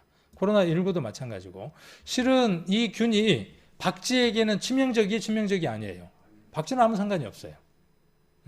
그런데 그것이 어디로 옮겨졌을 때, 이렇게 옮겨졌을 때에 치명적인 균이 되어지는 거죠. 자, 민수기 19장 11절로 13절에 보시면 사람의 사체를 만진 자는 7일 동안 부정합니다. 사람의 시체를 만진 사람은 7일 동안 다른 사람에게 해를 가할 수 있어요. 사람 시체 만졌는데 뭔 해를 가해요? 몰랐단 말이에요. 근데 뭘 알았어요? 사람 죽은 시체에게 무엇이 있다는 겁니까? 치명적인 균이 있어요. 그래서 그 시체를 만진 사람이 다른 사람을 만지게 되면 그 균이 옮는 겁니다. 이걸로 말미암아 생긴 병이 뭐냐면요, 부인과 병 중에 하나 산용열이라는 게 있습니다. 산부인과 병인데 이 병이 왜 생겼냐 하면 옛날에는 의사가 산부인과 의사 그 다음에 내과 의사 구분이 없었어요. 산부인과 아이를 낳다가 다른 데서 사람이 죽으면 그 시신을 만져야 되기도 하고, 시신을 만지다가 뭘 만지기도 해야 돼요? 아이도 받기도 해야 돼요. 그래서 산부인과 의사가 시신을 만진 후 아이를 받다가 생긴 균이 뭐냐 하면 산용열이라고 하는 균이 생겼어요. 만일 이 사실을 알았다면 이렇게 하지 않겠죠. 자, 7일 동안 부정한데 어떻게 해야 되느냐? 그는 제3일과 제7일에 잿물로 스스로를 정결케 해야 돼요. 소독제를 가지고 어떻게 해야 합니까? 소독해야 합니다. 자, 그리하면 정해요. 다른 사람에게 해를 끼치지 않아요. 제3일과 제7일에 스스로 정결케 아니하면 그냥 부정 아니라, 누구든지 죽은 사람의 시체를 만지고 스스로 정결케 아니하는 자는 여호와의 성막을 더럽힙니다. 그가 이스라엘에서 끊쳐질 것은 정결케 하는 물을 그에게 뿌리지 아니하므로 깨끗게 되지 못하고 부정함이 그저 있느니라. 이 사람은 다른 사람과 접촉해서는 안 돼요. 접촉하기 위해서 뭘 해야 합니까? 소독, 잿물로 깨끗하게 정결케 해야 하는 겁니다. 민수기에 관한 내용 한번 살펴보면요, 성경에 여러 번 뭐가 나오냐 하면 잿물이 나옵니다. 잿물은 재의 물을 뿌려 밑으로 떨어지는 물을 도로 받은 것을 잿물이라 그럽니다. 재의 물이라고 이야기를 해요. 이것이 비누의 원료이기도 하죠. 우리나라 말에도 이런 말이 있죠. 공짜면 뭐도 마신다, 양잿물도 마신다 할 때 그 잿물이에요. 주로 무엇 하는 데 쓰이죠? 빨래하는 데 쓰이는 겁니다. 때가 단백질들이 모아져서 된 것들이 때잖아요. 그 때를 염기 성분이 있는 물질이 되어져서 그것들을 씻어내는 거죠. 그래서 잿물로 씻는 것을 성경 여러 곳에서는 언급을 하고 있습니다. 잿물은 뭘로 만드느냐 하면 우리나라 같은 경우에는 콩깍지나 지피나 이런 것들을 완전히 태운 뒤에 그 재를 시루에다가 앉히고 물을 이렇게 부어요. 그러면 거기에서 뭐가 나오냐 하면 재의 물들이 밑에 나오겠죠. 그 물을 받아 놓은 게 뭐냐 하면 잿물입니다. 그 안에는 수산화나트륨이 가득 들었습니다. 가성소다, 비누의 역할을 하는 거죠. 옛날에 이렇게 받아 놓고 빨래하는 데 썼다 그럽니다. 그래서 저게 지금 잿물이에요. 이렇게 안악내가 옛날 방식으로 잿물 만드는 걸 시연하고 있죠. 시루에다가 제가루를 넣고 이렇게 뜨거운 물을 붓게 되면 요 밑에가 물이 받쳐지게 되겠죠. 그걸로 빨래를 하고 하는 거죠. 그러니까 깨끗하게 씻게 하는 거죠. 뭘 할 수 있냐 하면 균들을 죽일 수 있는 역할을 하는 것입니다. 지금은 이렇게 가성소다가 그 역할을 대신하기도 합니다. 이 사람은 누구냐 하면 제멜바이스라고 하는 의사인데 1800년도에 병원에서 의사 일을 했던 산부인과 일을 했던 사람인데 이 사람이 무엇을 하나 알게 됐냐 하면 그 균이라고 하는 게 있어서 그 균이 다른 곳으로 옮겨간다고 하는 것을 알았어요. 이 이전의 의사들은요, 고름을 가득 잔 손을 가지고 다른 데 가서 또 다른 수술들을 하는 겁니다. 그러면서 뭐라고 이야기하느냐 하면 의사 손에 묻은 고름은 신성한 것이다라고 이야기를 했답니다. 그러니까 아주 무지했던 거죠. 그때는 무엇에 대한 그 지식이 없던 거예요. 세균에 대한 지식들이 없었던 거죠. 우리나라도 그랬잖아요. 그 사스나 메르스 이전에는 응급실이 어떻게 돼 있는 상태였어요. 응급실에 막 오만 잡동사니 상태의 사람들이 다 모였던 거죠. 그렇게 해서 지난번에 뭐가 확산이 됐었죠. 메르스나 사스나 이런 게 확산이 됐었죠. 그래서 뭘 알게 됐습니까? 이게 격리해야 된다는 걸 알게 된 거죠. 근데 그 이전까지는 그런 것들을 알고는 있었지만 적실하게 몰랐던 것이죠. 이 당시의 의사들도 그랬어요.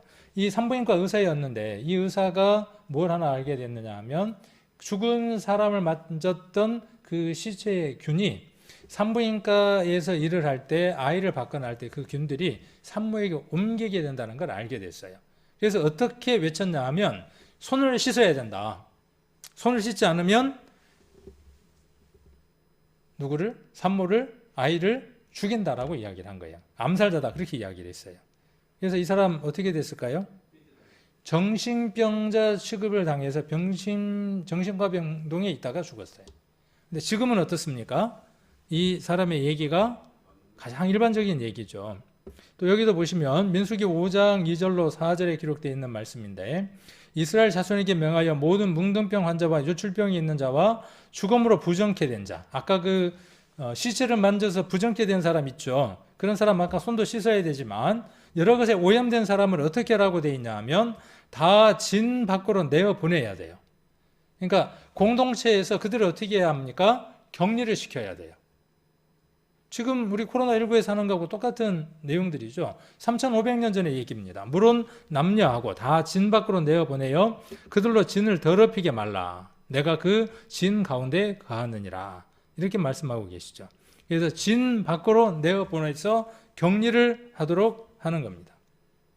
저도 그 확진자가 있었을 것이라고 가정되는 공간 안에 있었어요. 그래서 그 코로나19 검사를 받고 한 열흘 동안 자가격리가 돼 있어 봤거든요. 그래서 자가격리 생활 수칙을 지키고 집에서 격리돼 있어 봤어요. 이건 무엇 때문에 그런 것이죠? 그 균이 더 이상 확산되지 못하도록 하는 것 때문에 그렇죠. 지금은 상식이죠. 성경 속에는 이렇게 코로나19 있기 이전에 전염병에 관계된 많은 내용들을 기록하고 있습니다.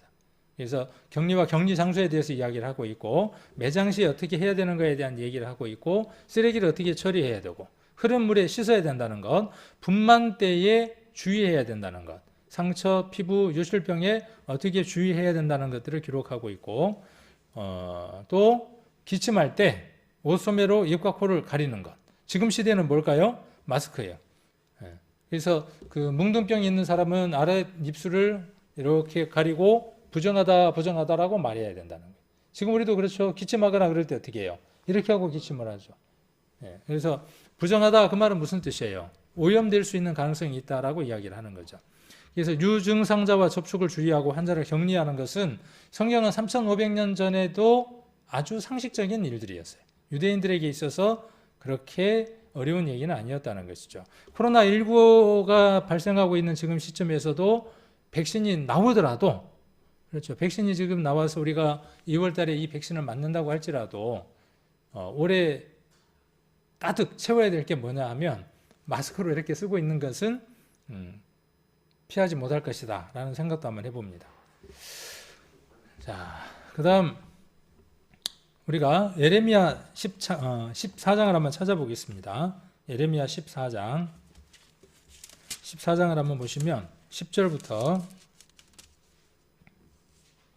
자, 여호와께서 이 백성에게 말씀하시되 그들이 어그러진 길을 사랑하여 그 바알을 금하지 아니하므로 나 여호와가 그들을 받지 아니하고 이제 그들의 죄를 기억하고 그 죄를 벌하리라 하시고 여호와께서 또 내게 이르시되 너는 이 백성을 위하여 복을 구하지 말라. 그들이 금식할지라도 내가 그 부르짖음을 듣지 아니하겠고 번제와 소제를 드릴지라도 내가 그것을 받지 아니할 뿐 아니라 칼과 기근과 연병으로 그들을 멸하리라. 이 연병도 전염병이에요.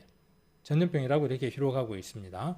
그러면 칼과 기근과 전염병이 따라다니는 때의 이유가 무엇이냐 그 말이죠.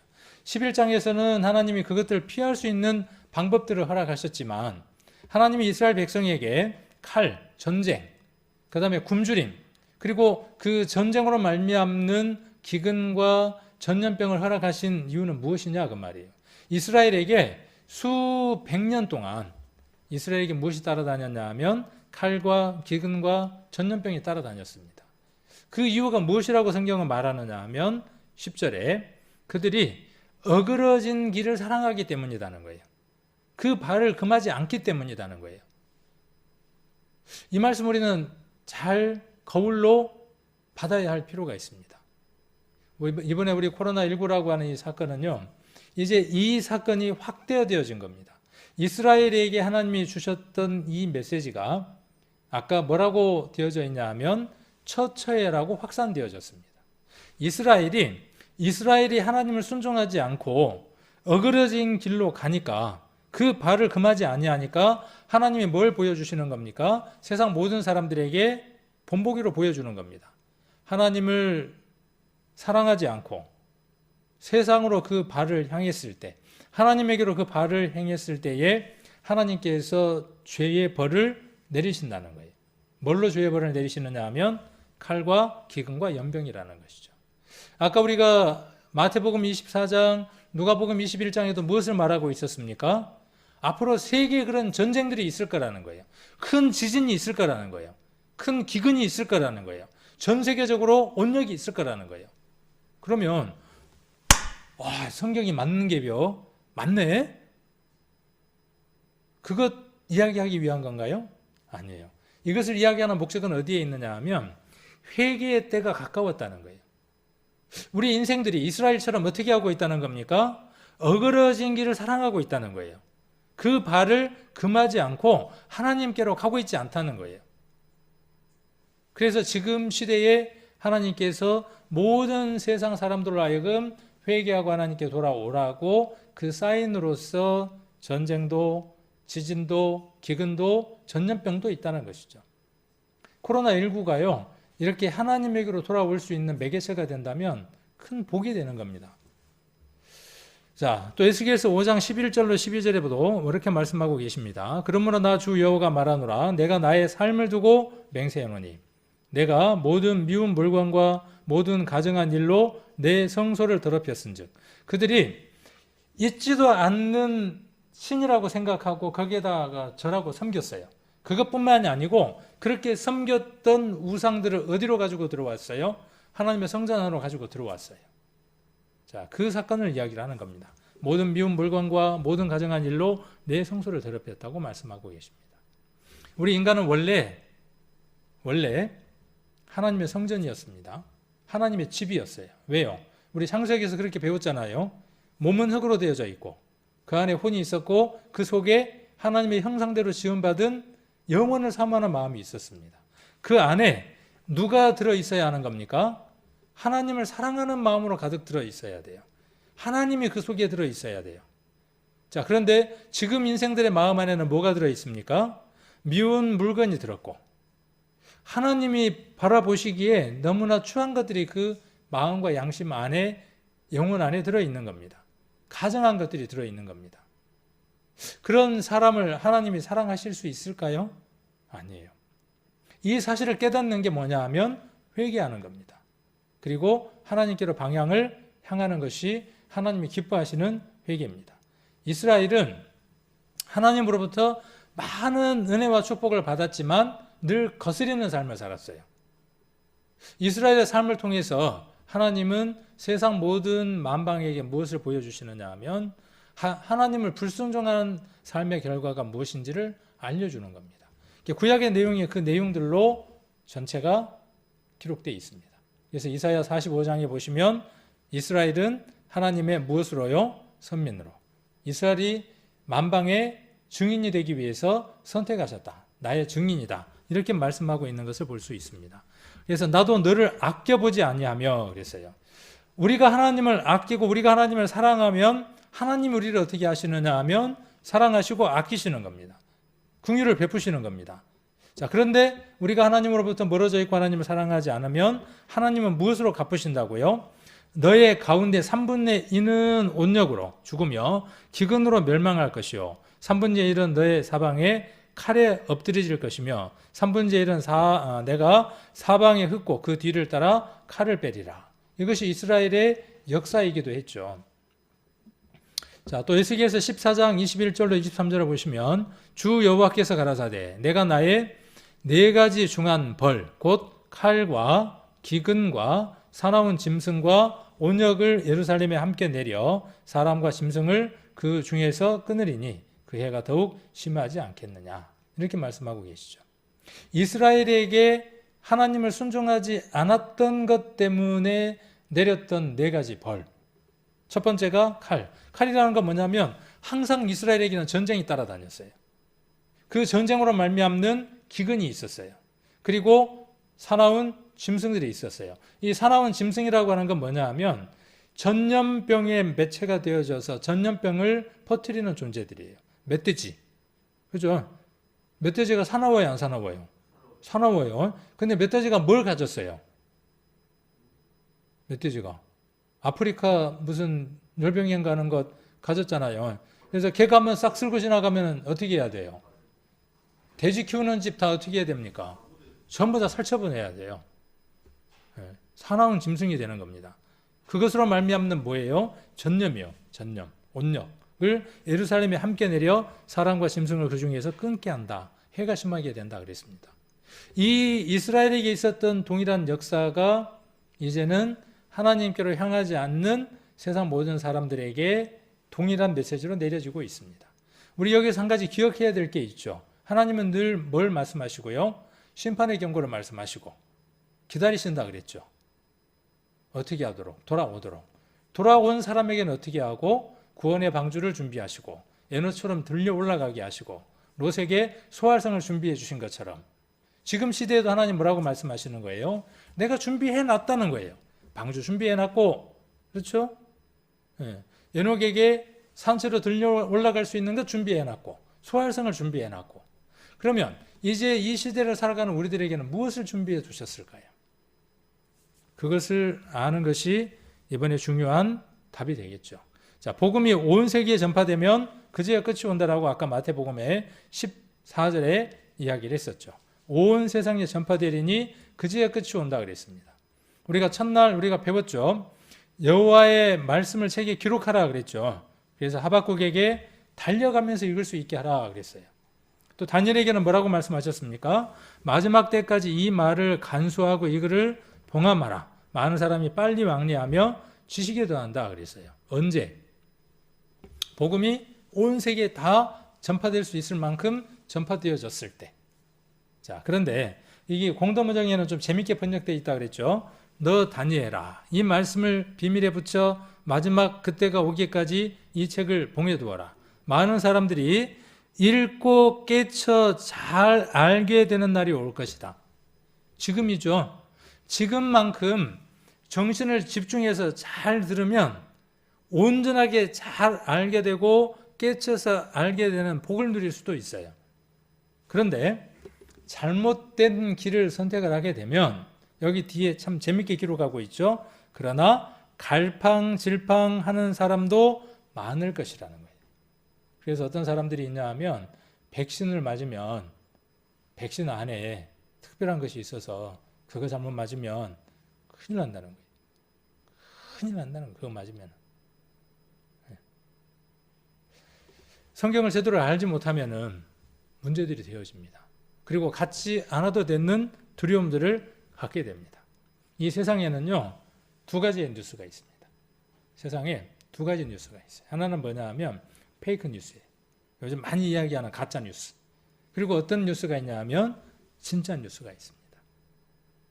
이 세상이 참 재밌는 게요, 지금 시대에 복음이 저 땅 끝 멀리까지 전해질 수 있도록 인터넷이라고 하는 매체가 발달해서요, 우리가 전하는 이 내용들을 다 전하고 남을 만큼의 기술들이 발달했어요.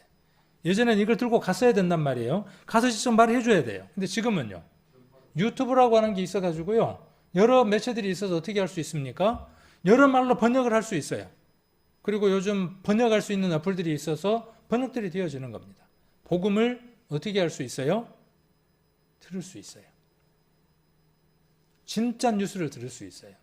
그런데 안타까운 사실은 그 많은 정보의 바다 속에 페이크 뉴스가 너무 많다는 거예요.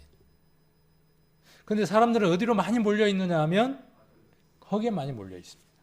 그래서 예수님이 뭐라고 말씀하셨냐 하면 넓은 길은 찾는 자들이 많고 그랬어요.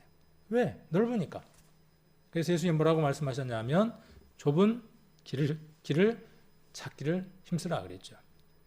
좁은 길이라는 게 이 좁은 길을 이야기를 하는 게 아니라 정말 하나님이 주시는 지혜 안에서 참 진리를 찾고자 하지 않냐면 어려운 시대 가운데 우리가 살아가고 있습니다. 가짜가 진짜처럼 판치는 시대 속에 우리가 살아가고 있습니다. 그래서 우리가 여기에 지금 시작점에 어떤 일이 있을 것인가 하는 것에 대한 휴거라고 하는 사건이 일어나기 전에 징조들이 있을 것이라는 것에 대한 것들을 살펴보았는데 칼과 기근과 온역이 준비되어 있다는 것을 우리는 충분히 볼 수 있습니다. 지금 시대에 어느 나라 하나가 전쟁이 빵 하고 터지잖아요. 그 전쟁은 어디로 확산되느냐 하면 전 세계적인 전쟁으로 확산됩니다. 그리고 그 전쟁은 기근으로 이어집니다. 그리고 그 전쟁은 사나운 짐승들에 의해서 온 세계에 전염병으로 전파됩니다. 전 세계가 혼란 속에 빠지는 겁니다. 그 시대가 오지 않을 것이라고 생각하나요? 성경은 그 시대가 올 것이라는 거예요. 그런 시대가 임박했다는 거예요. 그 전에 어떻게 하라는 것이냐 하면 피할 길을 찾으라는 거예요. 노아처럼, 롯처럼, 에녹처럼 찾으라는 거죠. 길이 있으니까 지금 이렇게 외칠 거 아닙니까? 자, 그 다음 이제 아까 이야기했던 이 7년 환란 마지막에 있을 전쟁에 관한 얘기를 한번 살펴보려고 합니다. 지금 지구는 어디로 가고 있을까? 아까 그런 칼, 기근, 온역에 대한 위협적인 것도 있지만 무엇에 대한 위협적인 것도 있냐 하면 지구가 지금 뭘로 비교했냐면 폭탄으로 비교했어요. 폭탄의 그 심지가 지금 타들어가고 있는 거예요. 얼마 안 남았어요. 마지막 펑 하고 터지기 일보 직전에 있습니다. 7년 환란 끝에 있을 그 전쟁이 모두 준비되어져 있고 뭐만 하면 되냐 하면 똑딱하고 시작만 되어지면 되는 거죠. 아까 전쟁의 시나리오가 어떻게 진행되는가 한번 살펴보자고 이야기를 했는데 전쟁에 참여하는 나라들은 어떤 나라인가? 시간이 없으니까 제가 전부 다 이쪽으로 성경들을 옮겨왔습니다. 그래서 읽으면서 쭉 진행을 하면 될 것 같습니다. 자, 전쟁 때 참여하는 나라들이에요. 에스겔서 38장에 마지막 전쟁에 대한 시나리오가 기록되어 있습니다. 그리고 39장 쭉 넘어가면서 어떤 무기들을 쓰고 어떤 전쟁들이 일어날 것인가에 대한 내용들, 에스겔서 38장, 그 다음에 요한계시록에 또 여러 장에 걸쳐서 16장이라든지 9장이라든지 6장이라든지 여러 성경 안에 이 전쟁에 대한 내용들을 기록하고 있습니다. 그래서 여기 보면 여호와의 말씀이 내게 임하여 가라사대 인자야 너는 마곡 땅에 있는 곡이네요. 곧. 그러니까 곡 이꼴 뭐예요? 로스와 메섹과 두발 왕에게로. 그러니까 로스와 메섹과 두발 왕 이꼴 뭐다? 곡이다. 지금 이렇게 이야기를 하는 거죠. 에게로 얼굴을 향하고 그를 쳐서 예언하여 이르기를 주 여호와의 말씀에 로스와 메섹과 두발 왕 고가 내가 너를 대적하여 너를 돌이켜 갈고리로 내 아가리를 깨고 너와 말과 기병 곧 내 온 군대를 끌어내되 완전한 갑옷을 입고 큰 방패와 작은 방패를 가지며 칼을 잡은 큰 무리와 그들과 함께한 바 방패와 투구를 갖춘 바사와 구스와 붓과 자, 여기 보니까 전쟁을 하는데 한 나라가 전쟁을 하는 게 아니라 여러 나라가 연합해서 지금 전쟁을 하는데 옛날식의 전쟁의 방법들로 지금 표현되어져 있죠.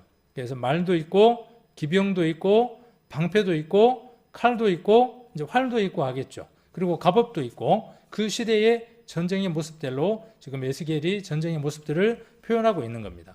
마지막 시대 7년 환란 때 있을 그 전쟁들을 그 시대의 언어로 지금 표현하고 있는 겁니다. 자, 그래서 여기 지금 로스와 메섹과 두발은 어디를 이야기하느냐 하면 러시아를 이야기합니다. 러시아. 그래서 로스, 메섹, 두발, 러시아를 얘기하는 겁니다. 지금의 지명으로는 러시아예요. 그 다음에 바사, 구스, 붓은 어디를 이야기하냐 하면 바사는 파사가 됐고 페르시아가 됐어요. 그리고 지금의 뭘로 개명이 됐냐 하면 이란입니다. 그 다음 구스는 어디냐 하면 에티오피아. 제가 좋아하는 커피가 여기서 많이 나요. 그래서 예가체프라고 하는 커피가 여기서 많이 나는데 어쨌든 구스, 에티오피아를 이야기하는 거고 붓은 어디를 이야기하느냐 하면 리비아를 이야기합니다. 시도가 머릿속에 떠오르나요? 한번 떠올려 보세요. 자, 그 다음 고멜과 그 모든 때와 극한 북방의 도갈마 족속과 그 모든 때 곧 많은 백성의 무리를 너와 함께 끌어내리라. 너는 스스로 예비하되 너와 내게 모인 무리들이 다 스스로 예비하고 너는 그들의 대당이 될지니라. 너는 지금 누굴까요? 너는 누굽니까? 자, 너는 누구예요? 곡을 얘기하는 겁니다. 자, 그래서 대장이 되는 겁니다. 고멜은 어딜까요? 고멜은 동유럽을 이야기하는 것이고 도가마 족속은 어디를 이야기하느냐 하면 지금의 터키를 이야기합니다. 와, 전쟁을 하는데 지금 머릿속에 한번 그려보세요. 그 모든 나라들이 어때요?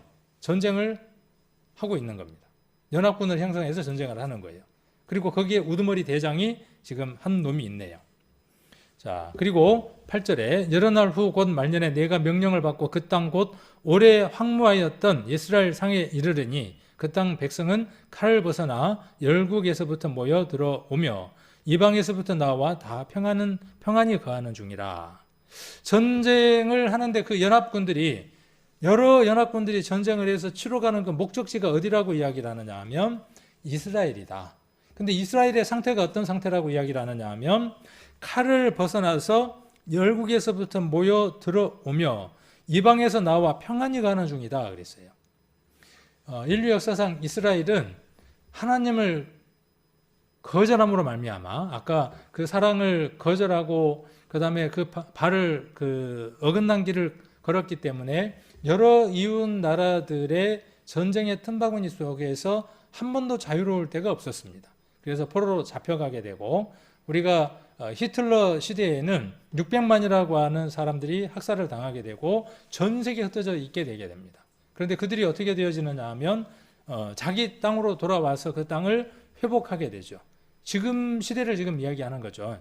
그 이스라엘이 이방에서부터 나와서 평안히 거하고 있는데 어떻게 합니까? 연합군을 형성을 해서 전쟁을 하러 오는 거예요. 전쟁 뭐 때문에 전쟁하러 올까요? 이스라엘은 뭔가 탐나는 게 있어야 될 거 아니에요.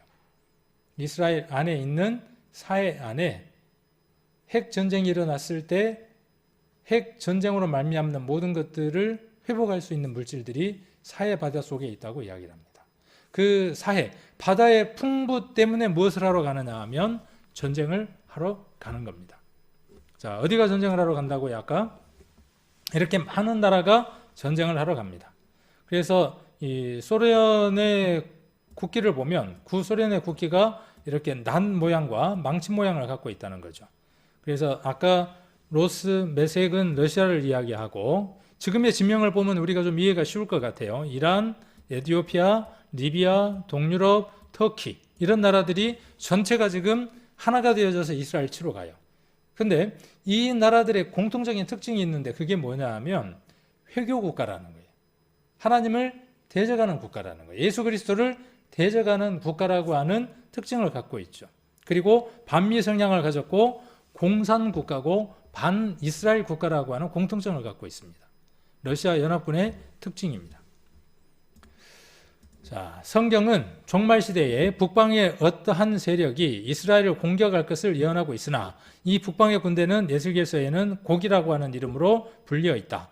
그 곡은 에스겔서 38장에 의하면 로스 쭉 되어져 있고 메색, 두발, 세 지역을 포함한 마곡의 지혜 지도자라 한다. 결국 곡이라 불리우는 북방 세력은 로스, 메색, 두발을 지배하는 하나의 포괄적인 세력이다.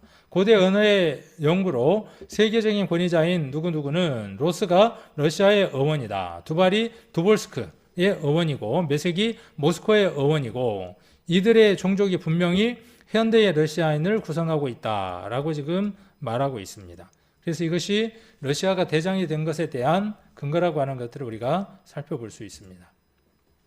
자, 그래서 지도상으로 보시면 러시아 대장이 되는 거죠.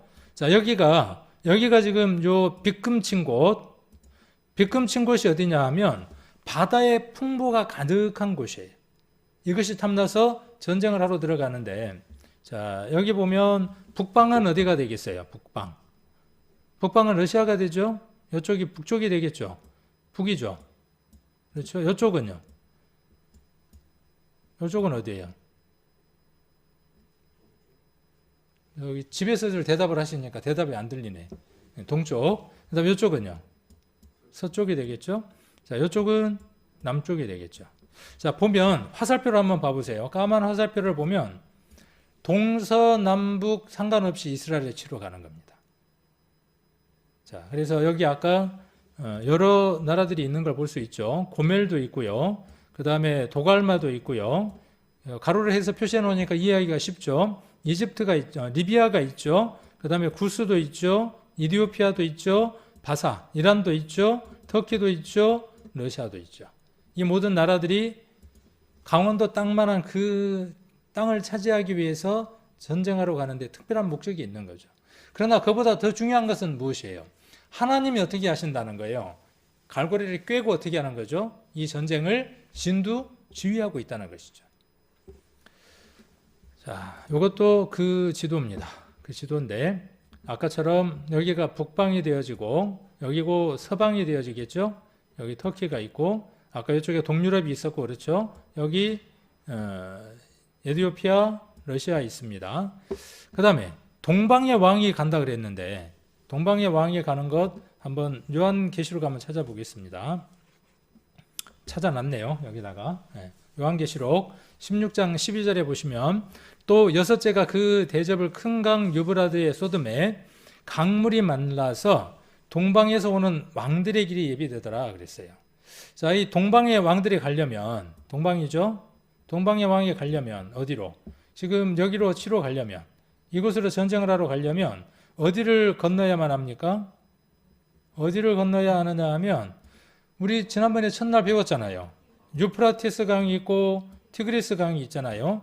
이 강을 건너야만 해요. 보병이 건너려면. 자, 그래서 여기 성경에는 뭐라고 되어 있냐 하면 유프라티스 강이 말라서 동방의 왕이 건너갈 수 있도록 준비되는 겁니다. 마지막 전쟁 때. 앞으로 되어질 일들을 지금 제가 이야기를 하고 있는 겁니다. 자, 그러면 전쟁터는 어디겠어요? 최종 전쟁터는 어디예요? 이스라엘이 되는 거죠. 전쟁터 어디? 그 지명이 어디냐 하면 아마겟돈이에요. 무깃도예요. 그 전쟁을 하는 지명, 전쟁터, 접전지가 되는 곳이 어디냐 하면 아마겟돈이라고 하는 곳에서 접전을 하게 돼요. 그 네 곳에서 모인 모든 보병들이 모여서 최종 전쟁을 그곳에서 치르게 되는 거죠. 예루살렘을 치러 온 사람들의 전쟁이 그곳에서 이루어지게 되는 겁니다. 자, 16장, 요한계시록 16장 11절에 보시면 새 영이 히브리음으로 아마겟돈이라고 하는 곳으로 왕들을 모아요. 그래서 동방, 남방, 서방 다 왕들이 오게 되는 거죠. 아까 동방 쪽에서는 오려면 뭐가 말라야 돼요? 유프라테스와 강이 말라야 되니까 그 강까지 마르게 된다고. 아주 친절하게 지금 이야기를 하고 있는 겁니다. 자, 여기가 무깃도입니다. 무깃도라는 말과 아마겟돈이라는 말은 동일한 말. 그래서 인류의 마지막 전쟁터가 될 무깃도. 무깃도는 요한계시록에 나오는 아마겟돈 전쟁이 일어날 곳이다. 인류의 마지막 전쟁이 일어난다고 성경이 말하고 있는 곳. 무깃도로 가보자 그랬어요. 그래서 무깃도가 어디냐 하면 여기에 있습니다. 여기. 무기토라고 빨간색으로 얘가 표시를 해뒀죠. 성경 이 아마겟돈 전쟁 이전에도요, 구약 시대에 있었던 많은 전쟁들이 어디에서 일어나느냐 하면 무기토를 배경으로 해서 전쟁들이 일어납니다. 그래서 이스라엘의 그 동서단면도를 한번 보면요, 동서단면도에 이렇게 4개의 길이, 3개의 길이 있습니다. 이스라엘에는 길이, 무역을 위한 길이 있고, 그 다음에 또 전쟁 때 들어오는 그 군대들이 들어오는 길들이 있고 그렇습니다. 3가지 길이 있는데, 그 3가지 길 가운데에 가장 중요한 길목에 있는 장소가 어디냐 하면 무기토입니다. 그래서 무기토가 어디냐 하면 아까 우리가 봤던 이곳, 요거는 이제 위성지도입니다. 위성지도로 아까 걸 위에서 본 거를 조금 더 확대를 해서 보니까 영어로 무기토라고 적혔고요. 더 확대해서 보면 이렇게 보입니다. 이곳까지 전쟁을 하러 간 이유, 하나님의 갈고리를 깼으니까 그러겠죠. 그리고 그 바다의 풍부를 위해서 그들이 전쟁을 치러 가는 겁니다. 자, 요건 한번 영상을 한번 보시겠습니다. 이스라엘 독립기념일을 축하하기 위해 예루살렘 시민들이 거리로 쏟아져 나왔습니다. 곳곳에서 공연과 불꽃놀이가 진행되고 음악이 들리는 곳에서는 너나 할 것 없이 서로 손을 잡고 흥겹게 춤을 춥니다. We're celebrating the Independence Day of Israel. It's very good day. Yeah. We are religious. We are from the Bible. We come from Moses. So it's it's everything to us. What different people like coming together? Like it's really religious. It's not. It's like Americans, Israelis, everyone's coming together and celebrating together. 기원후 70년 제2차 성전이 무너지고 전 세계로 흩어진 후에 수천 년이 지나서야 새롭게 나라로 재탄생한 이스라엘. 그 사이 유대인들은 역사 속에서 많은 고난과 시련을 겪어왔습니다. 이스라엘 독립은 자신을 방어할 수 있는 국가를 원했던 세속적 유대인들과 성경의 약속만을 바라보는 종교적 유대인들의 소망이 현실로 나타난 사건이었습니다. 1948년 5월 14일 독립선포 당시 낭독된 선언문에는 유대인들이 가지고 있던 나라에 대한 열망과 시오니즘이 고스란히 담겨 있습니다. This document is the ultimate and complete narrative of the Zionist Jewish ideology. The idea that the Jews have the rights like any other people to live as free people in their native homeland and defend their children in dignity. 시오니즘에 대한 얘기를 하고 있고요. 벤구리온이 독립선언하고 있는 장면입니다. 종교인들과 진보 정당 사이에 의견이 좁혀지지 않았던 부분이 있었습니다. 아랍 국가들도 인정하지 않는 1947년 유엔 영토 분할 결의안을 인정할 것인가와 선언문에 하나님이라는 문구를 포함시킬 것인가에 대한 문제였습니다. 치열한 논쟁 끝에 유엔의 영토 분할 결의안을 받아들이되 선언문에서는 국경을 언급하지 않는 것으로 결정합니다. 그리고 하나님이란 단어 대신에 세속적 유대인들과 종교인들이 모두 받아들일 수 있는 이스라엘의 바위라는 표현을 사용함으로써 독립선언문이 완성됩니다. 자, 이렇게 편안하게 거하는 백성이라 그랬죠. 이방으로부터 칼로부터 피해서 이제 평안하게 거하고 있는 그 민족을 아까 연합군들이 치러 들어옵니다. 그래서 전쟁의 시나리오를 한번 보시면 환상으로 나타난 계시는 대개가 끔찍스럽습니다. 그런데 성경에 적힌 예언의 70%는 이미 들어맞았습니다. 사도 요한의 환상이 예언으로서 맞아떨어진다면 나머지 아직 이루어지지 않은 부분도 우리가 살아있는 동안에 실현될 것을 부인하지 못할 것입니다.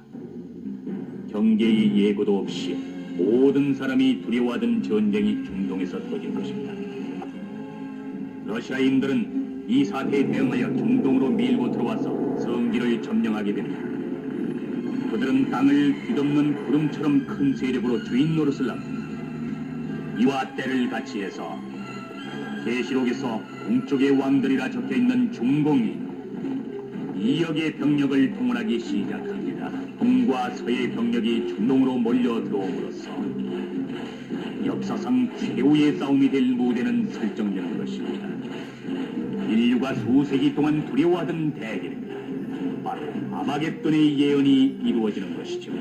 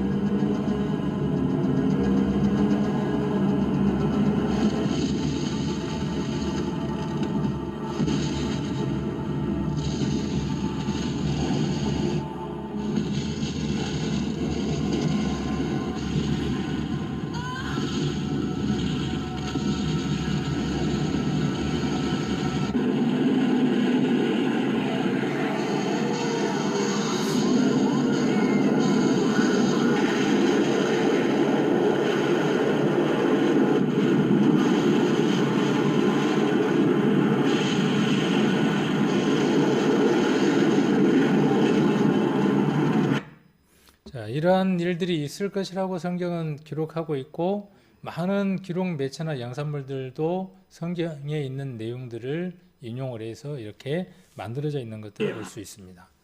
전쟁에 사용되는 무기도 성경에 기록되어 있습니다. 전쟁에 사용되는 무기가 에스겔서 21장 15절에 보시면 내가 그들로 낙담하여 많이 엎드러지게 하려고 그 모든 성물을 향하여 번쩍번쩍하는 칼을 베풀었도다. 오라 그 칼이 번개 같고 살육을 위하여 날카로웠다라고 이야기를 합니다. 시편 7편 12절로 13절에는 사람이 회개치 아니하면 저가 그 칼을 가시며 그 활을 이미 당기어 예비하셨도다. 죽일 기계를 예비하셨으며 그 만든 살은 화전이로다. 화전이라는 말은 불화살이라는 얘기입니다. 그래서 불화살에서 시작된 로켓의 역사라고 이야기를 하고 있죠. 불화살, 아까 화전, 그리고 여기도 보면 한자 여행에 화전이라고 하는 게 있고 불화살은 지금의 뭘 의미하느냐 하면 로켓을 의미한다. 불화살은 지금의 로켓을 의미한다. 이렇게 이야기를 하고 있습니다. 옛날에 이렇게 불화살들을 이렇게 만들어 쐈죠. 이것이 발전된 게 뭐라고요? 로켓이라고. 그러면 3,500년이 아니라 약 3,000년, 600년이니까 하여튼 계산해서 BC 600년에 에스겔에게 이러한 내용들을 보였을 때 에스겔은 이 내용을 어떻게 표현할 수밖에 없을까요? 로켓을 보여줬다면 마치 화살이 불처럼 날아가니까 불화살이라고 이렇게 표현을 하는 것이죠. 그래서 500년 만에 발견되는 귀신 로켓, 이렇게 뭐 신기전이라는 것도 있고 그렇죠. 그때 우리 영화에도 있고 그랬죠.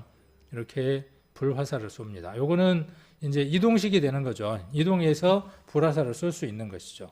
요거는 잠수함에서 불화살을 쏠 수 있고 미사일도 있고 첨단의 무기들입니다. 여기 보면 영어로도 뭐라고 되어 있냐 하면 불타오르는 화살이, 불이 타오르면서 가는 것이죠.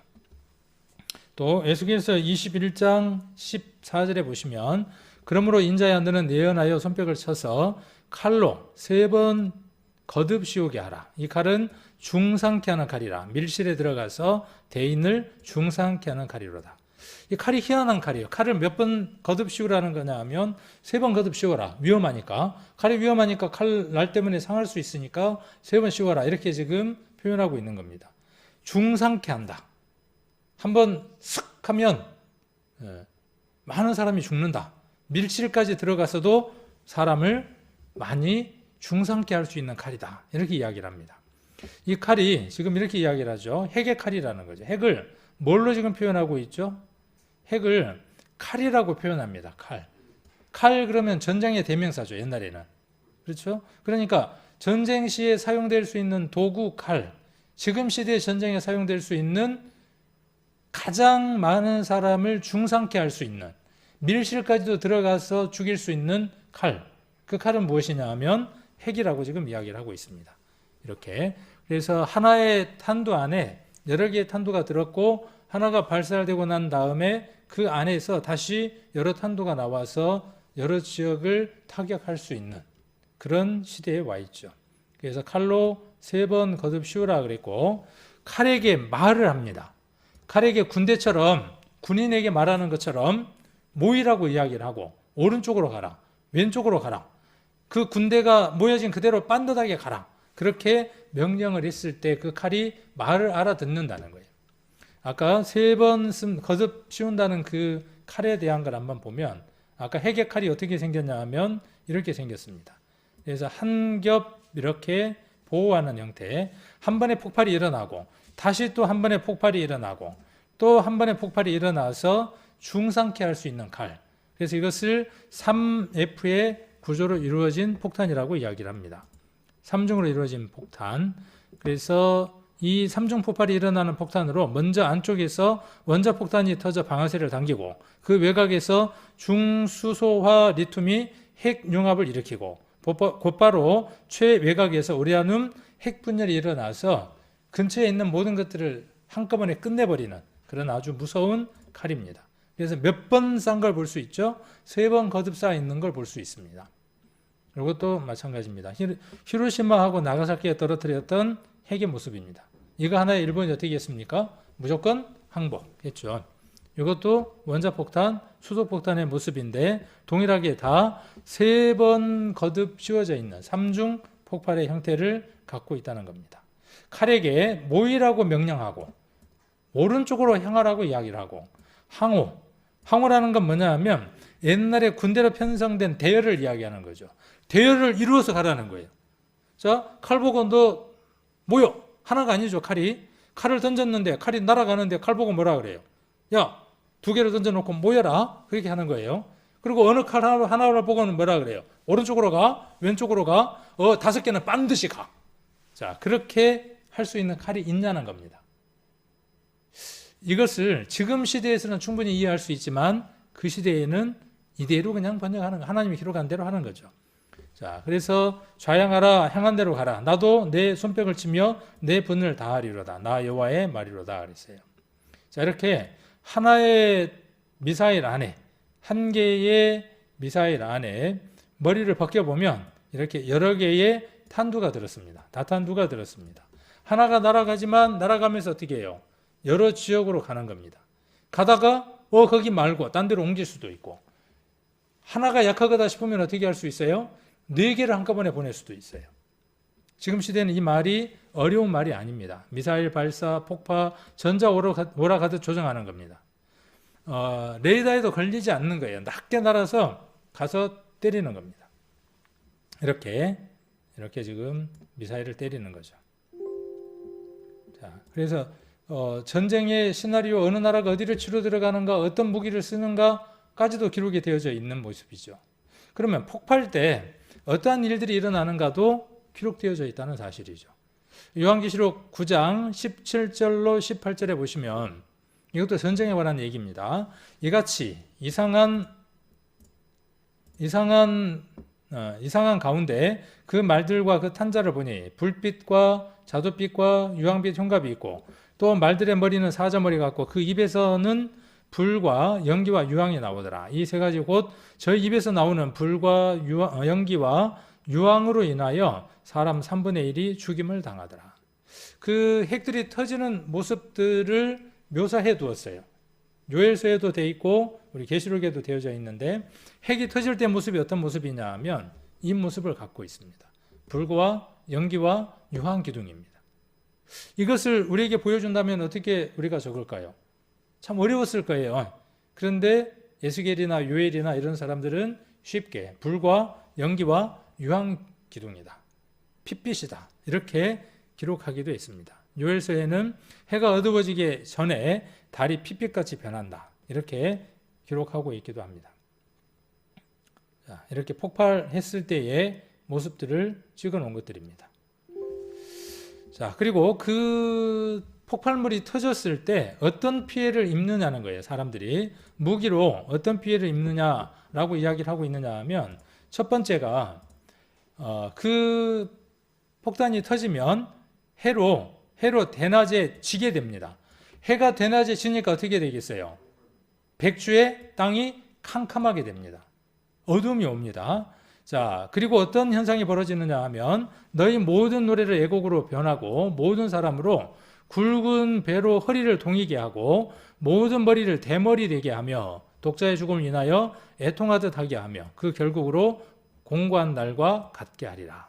이것이 마지막 이스라엘을 예루살렘을 치러 들어간 모든 백성들에게 일어날 일들이다 라고 이야기를 하는 거죠. 핵이 터지면 백주에 깜깜한 밤이 되는 겁니다.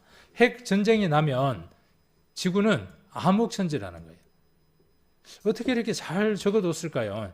83년 11월 1일자 조선일보에. 그래서 핵 분진으로, 방사능 분진으로 생태계가 완전히 파괴되고 영하 13도로 지구 전체가 떨어진다는 겁니다. 이렇게 깜깜한 밤이 됩니다. 분야는 태양을 가리고 도시는 어두움에 잠기게 된다고 합니다. 아모스에 기록되어 있는 내용을 그대로 이야기하고 있죠. 그리고 모든 머리가 뭐가 된다고 아까 되어 있냐 하면 대머리가 된다 그랬는데 몰랐어요. 언제까지요? 이런 핵이 터지면서 생기는 일들을 경험하지 몰랐을 때에는 아모스 성경을 이해할 수 없었죠. 체르노빌에서 원전 발전소가 터지고 그 터진 데에 소방수가 해결하러 들어갔죠. 들어가서 나왔는데 나중에 보니까 어떻게 돼요? 허리도 구부러지게 되고 온몸이 화상을 입고 머리에 있는 단백질, 털들이 다 빠져버립니다. 그래서 이렇게 대머리가 됩니다. 자, 여기도 대머리가 됐죠. 이렇게 체르노빌에 있었던 일들입니다. 이것은 히로시마에 일본에 떨어졌던 원폭에 맞았던 피해자들의 모습이에요. 그래서 이렇게 머리가 다 벗겨지게 되고 얼굴들이 막 흉물스럽게 일그러져 있죠. 이것이 핵이 터졌을 때에 피해를 입은 사람들의 모습입니다. 또 스가랴서 14장 12절에 예루살렘을 친 모든 백성. 이제 이게 눈에 들어오나요? 안 들어오나요? 예루살렘을 친 모든 백성. 아까 동방왕, 그리고 아까 북방왕, 그리고 동방, 남방, 동방, 서방, 북방, 남방. 그렇죠? 다 왕들이 생각나요? 안 나요? 나죠? 그들에게 내릴 재앙이 이러하니라. 곧 섰을 때에 그 살이 썩으며 눈이 구멍 속에서 썩으며 혀가 그 입 속에서 썩을 것이라. 사람이 이렇게 썩는 거 보셨습니까? 사람 썩는 거 보기 힘듭니다. 왜요? 흙 속에 들어가서 관 속에서 썩으니까 썩는 과정을 볼 수가 없습니다. 그런데 핵이 빵 하고 터지는 순간 그 핵에 노출되어지면요, 선 상태로 모든 것들이 녹아내립니다. 그 녹아내리는 것을 썩는 것으로 표현을 했습니다. 1940년에서 60년대까지 9,000명 대상으로 해서 미국에서 방사능 인체 실험을 했어요. 사형수를 대상으로 해서요, 실제 핵에 노출하는 실험들을 했습니다. 거의 핵이 터지는 곳에 인접되게 해서, 그렇게 해서 얻은 실제 사진입니다. 사형수의 실제 사진이에요. 젊은 건강한 사람인데 섰을 때 어떻게 됩니까? 곧 섰을 때 여기 보니까 어떻게 돼요? 살이 썩어져 내려요. 자, 눈이 어디에서요? 눈이 눈 구멍 속에서, 혀가 어디에서요? 입 속에서 썩어 내립니다. 이런 질병은 없고요. 이렇게 사람이 썩는 일은 유사 이래로 없습니다. 이것은 예루살렘을 친 백성에게 내릴 재앙이라고 하나님 말씀하고 계시죠. 그래서 핵이 터지면 이렇게 아까 우리가 봤던 것처럼요, 터미네이터에 나왔던 것들인데 순식간에 이렇게 그냥 녹아내리는 겁니다. 인류를 100번 멸망시킬 수 있는 핵무기가 준비되어 있습니다. 지금 지구는 어디로 가고 있는가? 단추 하나만 누르면 세계는 끝나는 겁니다. 이제 비가 내리기 일보 직전입니다. 비가 뭐 어디 있다고? 한 번도 비 내린 적이 없는데. 뭐 무슨 핵이 터지려고, 터지면 다 죽는데? 아니에요. 이것들이 준비되어져 있습니다. 모든 것들이 준비되어져 있습니다. 노아는 지혜롭게 방주를 준비하는 사람이었어요. 저와 여러분은 지혜로운 사람이 되어서 그 일들을 준비할 수 있기를 원합니다. 자, 그래서 핵이 터져서 사람이 죽으면 그 죽은 사람 곁에 뭘 세우느냐 하면 표를 세웁니다. 표를 세워서 방사능이 노출되기 때문에 아무나 접촉할 수 없도록 표를 세웁니다. 그리고 장사하는 자로 와서 장사를 하도록. 그래서 순행하는 자가 그 땅으로 통행하다가 사람의 뼈를 보면 그 곁에 표를 세워 장사하는 자로 와서 하몬국 골짜기에 장사하게 할 것이요, 성 이름은 하모나라 하리라. 그들이 이와 같이 그 땅을 정결케 하리라. 땅을 정결케 할 수 있는 사람, 특별한 사람이 와서 그 일을 한다는 거예요. 그런 물질들이 또 어디에 있다고요? 아까 사해 바닷속에 있다는 겁니다. 자, 그래서 이렇게 표를 세웁니다. 방사능 누출 표를 세웁니다. 이렇게 표를 세우고, 자, 그리고 이렇게 표를 세웁니다. 누가 와서 모든 걸 해결하느냐 하면 피폭되지 않도록 납으로 가득 채워져 있는 옷을 입고 와서 그 시신들을 만집니다. 지금은 이거 당연한 얘기예요. 상식적인 얘기입니다. 그런데 성경에 기록됐던 2000년 전에, 2500년 전에, 3000년 전의 얘기로서는 정말 대단한 얘기인 것이죠. 누구만 하실 수 있는 얘기입니까? 장차 당할 일을 보시는 분만 가능한 얘기라는 겁니다. 자, 그리고 마지막 전쟁 때 쓸 무엇도 준비를 해두었냐 하면 우박까지도 준비해 두었대요. 계시록에 보면 16장 그 전쟁 때 무엇도 내리느냐 하면 핵만 터지는 게 아니라 이 궁창 위에 하늘에서 큰 징조가 있게 되고 하늘도 망가지면서 하늘 위에 있는 누박들이 쏟아지게 된다라고 말씀하고 계시는데, 자, 여기 보시면 요한계시록에 한번 보시면 또 중수가 1달란트나 되는 큰 우박이 하늘로부터 사람에게 내림에 사람들이 그 박제로 인하여 하나님을 해방하니 그 재앙이 심히 크다 그랬어요. 그래서 중수가 1달란트, 여기 현대인 성경에 무게가 얼마짜리라고 되어져 있냐 하면 50kg나 되는 우박이 내린다는 거예요. 50kg짜리 우박이. 50kg짜리 우박이 어떻게 내리냐? 내릴 수 있다는 거죠. 6kg짜리도 내렸어요. 못 내린다 그러니까 내리는 거예요. 하늘에서 얼마짜리 테레비가 떨어져요? 얼마짜리 우박이 떨어져요? TV 크기의 얼음이 떨어져요. 우박이. 자, 그리고 여기 보니까 얼마짜리 우박이 떨어졌냐 하면 60kg짜리 우박도 떨어진 적이 있어요. 그러니까 50kg짜리 우박은 잽도 안 되죠. 뭐 충분히 내릴 수 있는 것이죠. 자, 그리고 욥기에 보면은 뭐라고 말씀하셨냐 하면 내가 눈 곳간에 들어갔었느냐 우박 창고를 보았느냐라고 묻습니다.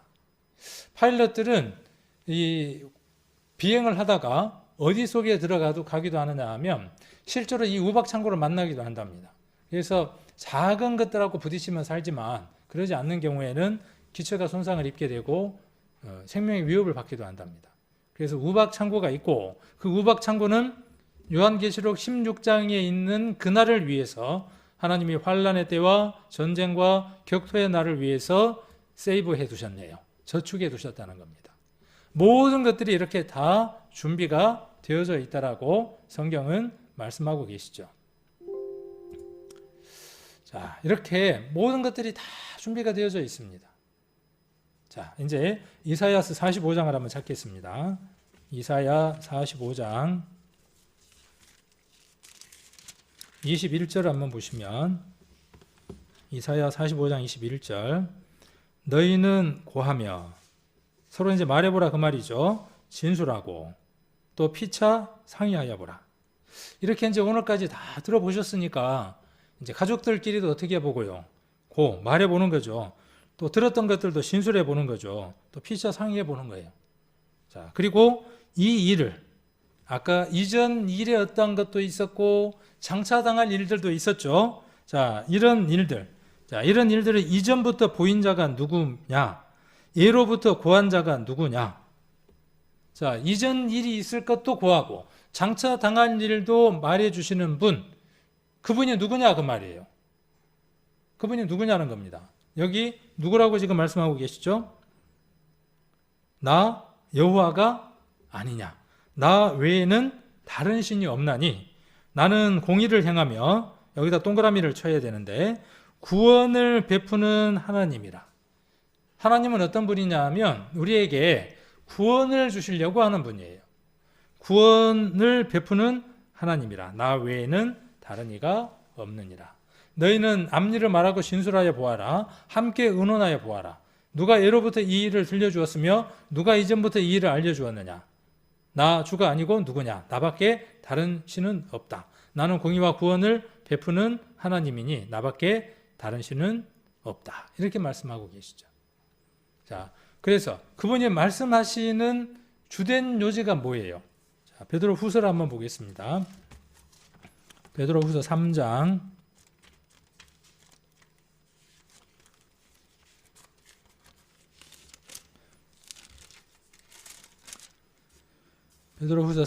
10절을 한번 보시면 그러나 주의 날이 도적같이 오리니 그날에는 하늘이 큰 소리로 떠나고 체질이 뜨거운 물에 풀어지고 땅과 그 중에 있는 모든 일이 드러나리로다. 이 모든 것이 이렇게 풀어지리니 너희가 어떠한 사람이 되어야 마땅하뇨. 거룩한 행실과 경건함으로 하나님의 날이 임하기를 바라보고 간절히 사모하라. 그날에 하늘이 불에 타서 풀어지고 체질이 뜨거운 불에 녹아지려니와 우리는 그의 약속대로 의에 거하는 바 새하늘과 새 땅을 바라보는도다. 하나님 우리에게 주시려고 하는 것은요, 이 헌 땅 아니에요. 새 하늘과 새 땅을 우리에게 주시려고 하는데, 우리가 거하고 있는 이 땅이 아까 우리 봤던 그 전쟁처럼 체질이 뜨거운 불에 풀어져서 완전히 사라져버리는 그 일들이 주어질 텐데 어떻게 해야 되겠냐는 거예요. 어떻게 해야 되겠냐. 그렇게 지금 베드로는 묻고 있는 겁니다. 자, 그때는 세상이 물로 심판당했습니다. 그런데 이제 불사르기 위해서 간수하신 바 되었다는 말씀이 장차 당할 일이 팩트예요. 페이크 뉴스 아닙니다. 팩트입니다. 자, 그러면 어떻게 해야 되겠어요? 어떻게 해야 합니까? 자, 이스라엘에게 하나님이 칼과 기근과 온역을 내릴 때에 하나님이 왜 내리셨습니까? 그들이 하나님을 거스렸기 때문이죠. 돌아오지 않았기 때문이죠. 하나님을 사랑하지 않았기 때문이죠. 그러면 우리에게 지금 이 말씀을 주시는 이유가 무엇 때문인 겁니까? 하나님께로 방향을 바꾸라는 겁니다. 하나님이 오래 참고 계시고 아무도 멸망하지 않고 다 회개하기에 이르시기를 원하는 겁니다. 그러면 무엇을 회개해야 할까요? 회개를 해야 아까 이사야 45장 21절에 기록되어 있는 것처럼 구원을 베푸시는 하나님을 맞이할 텐데, 그 구원을 베푸시는 하나님을 맞이하기 위한 조건이 하나 있는데, 그 조건이 무엇이냐 하면 회개하는 겁니다. 하나님이 마지막 날 우리에게 구원을 베풀어 주시려고 합니다. 그럼 우리에게 조건이 하나 있는 겁니다. 그 조건은 무엇이냐 하면 우리가 하나님을 떠났다는 사실을 인지하는 겁니다. 그래야 뉘우치고 방향을 바꾸게 됩니다. 회개하게 됩니다.